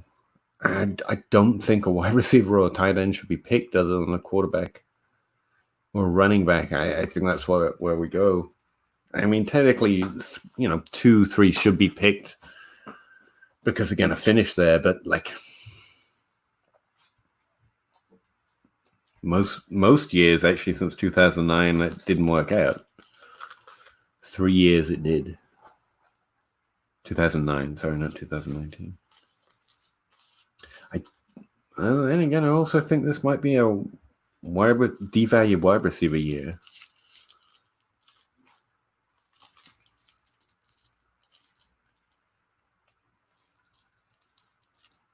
But I don't think that's at the top. I think that's in this category right here. There's going to be more wide receivers in here like there have typically been in the past. Not there's going to be 2 or 3 extra ones up here. So, yeah.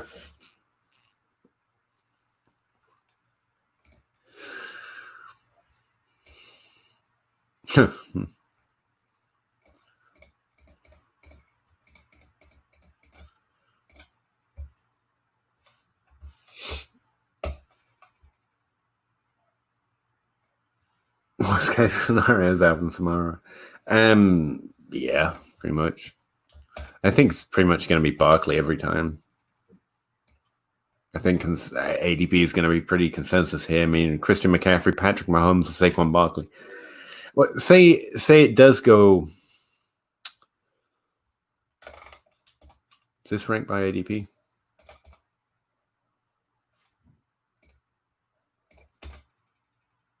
Yeah, it's Christian McCaffrey, and then Barkley's falling to 3. I think someone's going to take that shot at quarterback before he gets to us.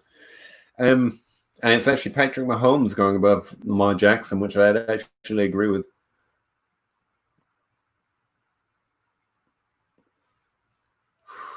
I think. See, I'm used to wanting to fade Jackson, and that might be wrong in this scoring system.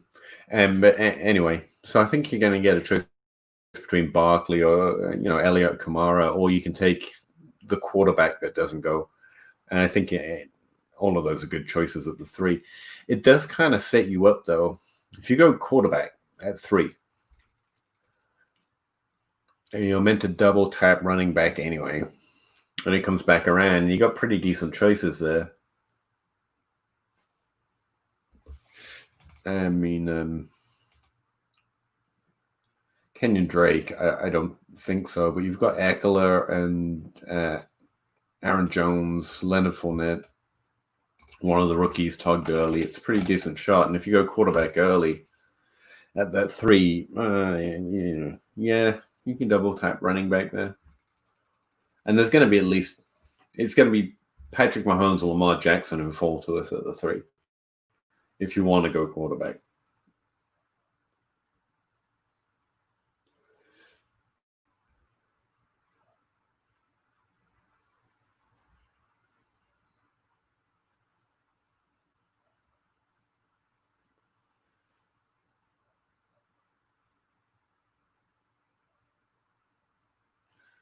You're not interested in Elliott, by the way? He'll be the other guy. If it's not Barkley, you skip straight to Alvin Kamara. Yeah, it drafts next Monday.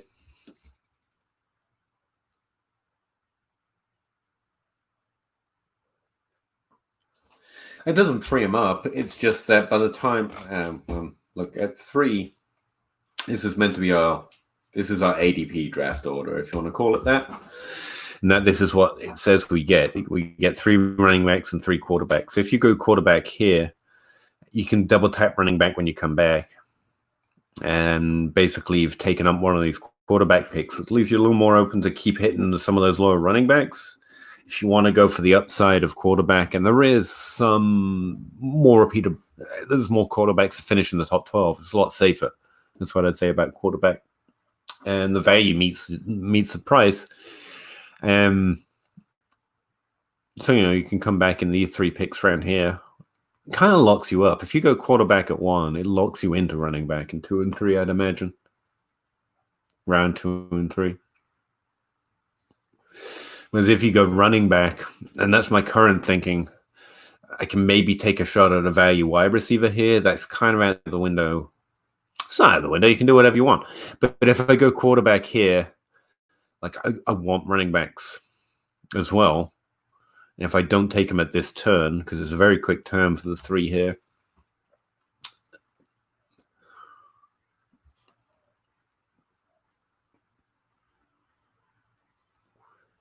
a little harder to come back and take more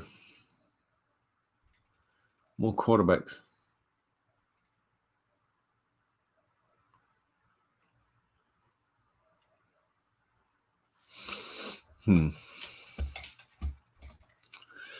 See, with our average, all right, let's just think this through. With our average pick here, average picks, we're taking our biggest risk at wide receiver, or our lowest value players, or however you want to say it, like Gallup being your wide receiver 2, which is not terrible, but that's where our roster is weak, right? Whereas if you try and go quarterback early, you still have to push. You're weak in your running back position, and you're not going to be able to help your wide receiver position much. But, I mean, every draft's different, and I don't even know if I'm right in saying that, but that's the way it feels. Like, if I go quarterback here, then you're forced into quarterback and running back to round 5, pretty much where we're drafting anyway. And I think that's going to be the way most drafts fall. So your wide receivers are still going to be coming later. You're gonna have taken an early shot on quarterback, but you still got 3 rounds here where if you avoid Josh Allen, you're going to be getting solid quarterback play, standard superflex series. So that's the thing. We're hot and heavy for quarterbacks, but they're not dropping off the board any quicker than a regular 2 QB league, The starting 32 quarterbacks leave finally by the starter quarterbacks are gone by round 12, and that's a lot. That's a lot of time to grab them. If you're on the turn and you can double tap like we can, pretty much, you'd rather do that at the 1 or the 2, but the 3 is fine. So you can delay quarterback, but if you delay running back, like they're dropping off the board at such a high rate, by the time you come back to it, you're screwed. So if you go quarterback early at the 3, I feel like maybe you have to come back at running back. Then you're still. What am I trying to say here? I don't think you strengthen your quarterback position that much, and nothing else gets strengthened. Like the hole in your team is still going to be the same. It's going to be wide receiver. And your running back's going to be a little worse if we get all our picks right. I don't think the round jump from round 3 to round 1 at quarterback is really enough for me to take on a worse running back position, and my wide receivers were already worse. And presumably I'm fading tight end to do all of that as well. And, tight end rate is fine. But like the first 12 jump off the board, and you really just want the first 5, and they're gone by round 5, and you're still fighting over running backs because you went quarterback early. Like, I really don't think I want a quarterback at 3. But, you know, my brain's faulty, and I've got like a 29% win rate in the Scott Fishbowl. I don't know, me. Yeah. I mean, there's a lot of stuff to think about here. Like, what's the knock-on effect? If you take a quarterback, do you instill a quarterback panic a little bit more than ADP suggests? I don't think so. I think people are expecting, you know, by the time it gets to pick 5, they're expecting 2 or 3 quarterbacks to be on. So you can't really force the issue. Same with running back. And if you take a wide receiver, everyone's just going to overlook it. They're not going to be like, oh man, just devalue the wide receiver position. There's not a lot of draft pushing you can do at 3. Now, when it comes back to you at the 2-3 turn, if you double tap unexpectedly wide receiver, no, you're still not going to force the issue, but you could force the issue with QB there if you really want to overvalue quarterbacks, which is fine in this format. Now, if you took running back, quarterback, which is against the ADP, that might force the issue. That might change this overall trend and push it a little bit more over to running back. So you force the issue at quarterback, which leaves a few more running backs for you to pick up a little later and not that much different in value. Like if you're trying to a draft push, that's where we can do it at 3. You double tap quarterback early.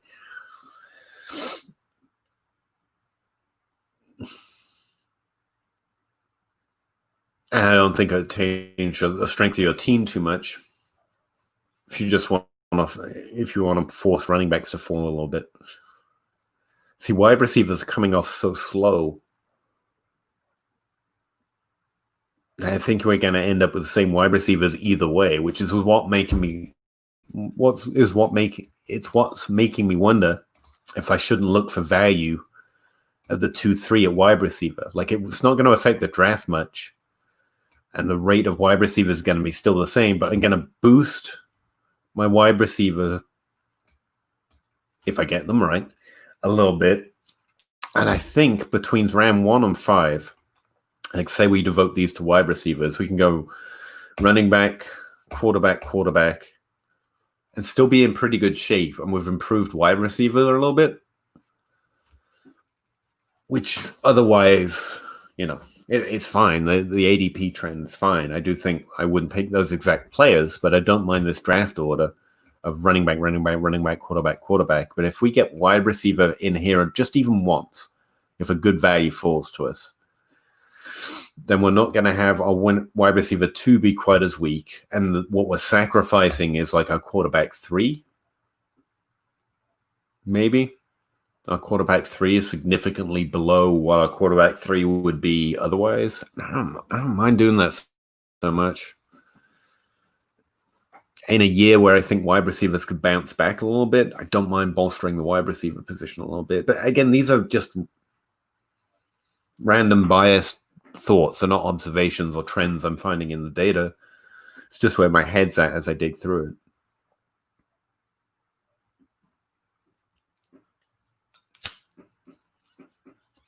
Gonna set my face on fire on stream. Wouldn't that be fun?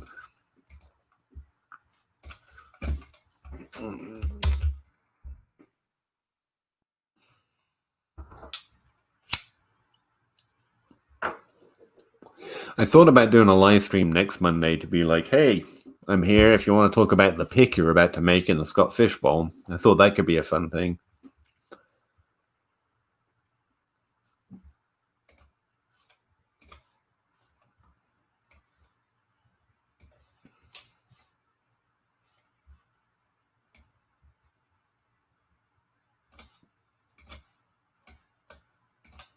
No more picks made. Come on, Mark, hurry up. We need more information.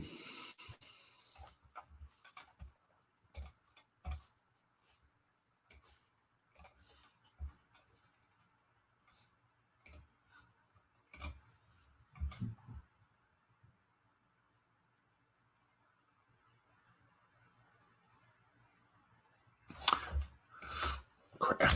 Meant to finish my citizenship application today. remembered that.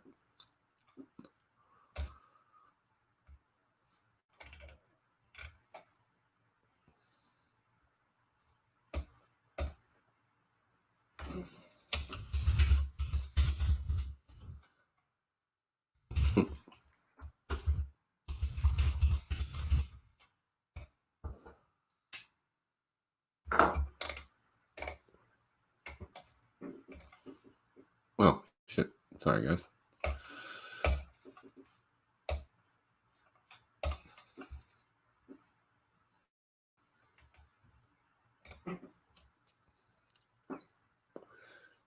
Scott Fish isn't best ball, right?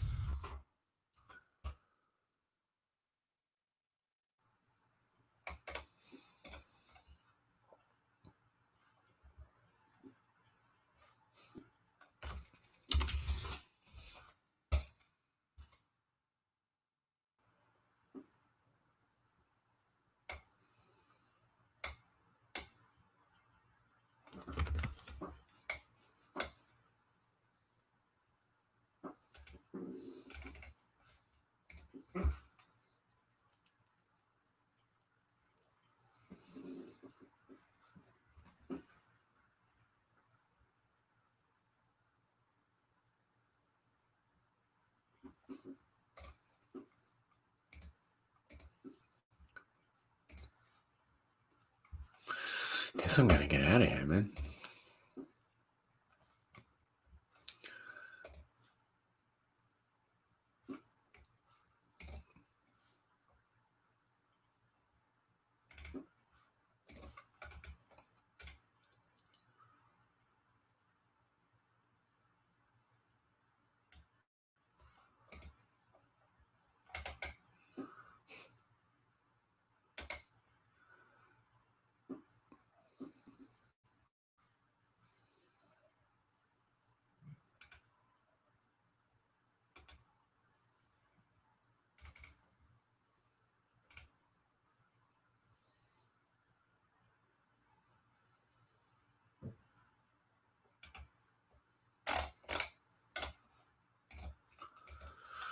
I'm just reading funny Twitter comments. All right, guys, I'm going to keep digging. I haven't found a cure for it. Not last year. Like a lot of stuff fell off the page, like taking Christian McCaffrey. This year, not so much. There's definitely a conflict between running back and quarterback early. I still running back, to be honest. But a lot seems to always depends on your draft slot. Kind of like the middle rounds this year with all that wide receiver value going, and that's where most of it's coming off the board, or the one pick, weirdly. Like 1, you're picking a lot of wide receivers. 3, you're picking a lot of running backs, apparently. So anyway, I'm going to get out of here. I found some of it interesting. I enjoyed having someone to talk to while I thought it through. Yeah, till next time, whenever that is, or whenever you guys want it to be, I guess. Appreciate it. Talk to you next time. Scott Fishbowl. Thanks, Spaceman. Appreciate it.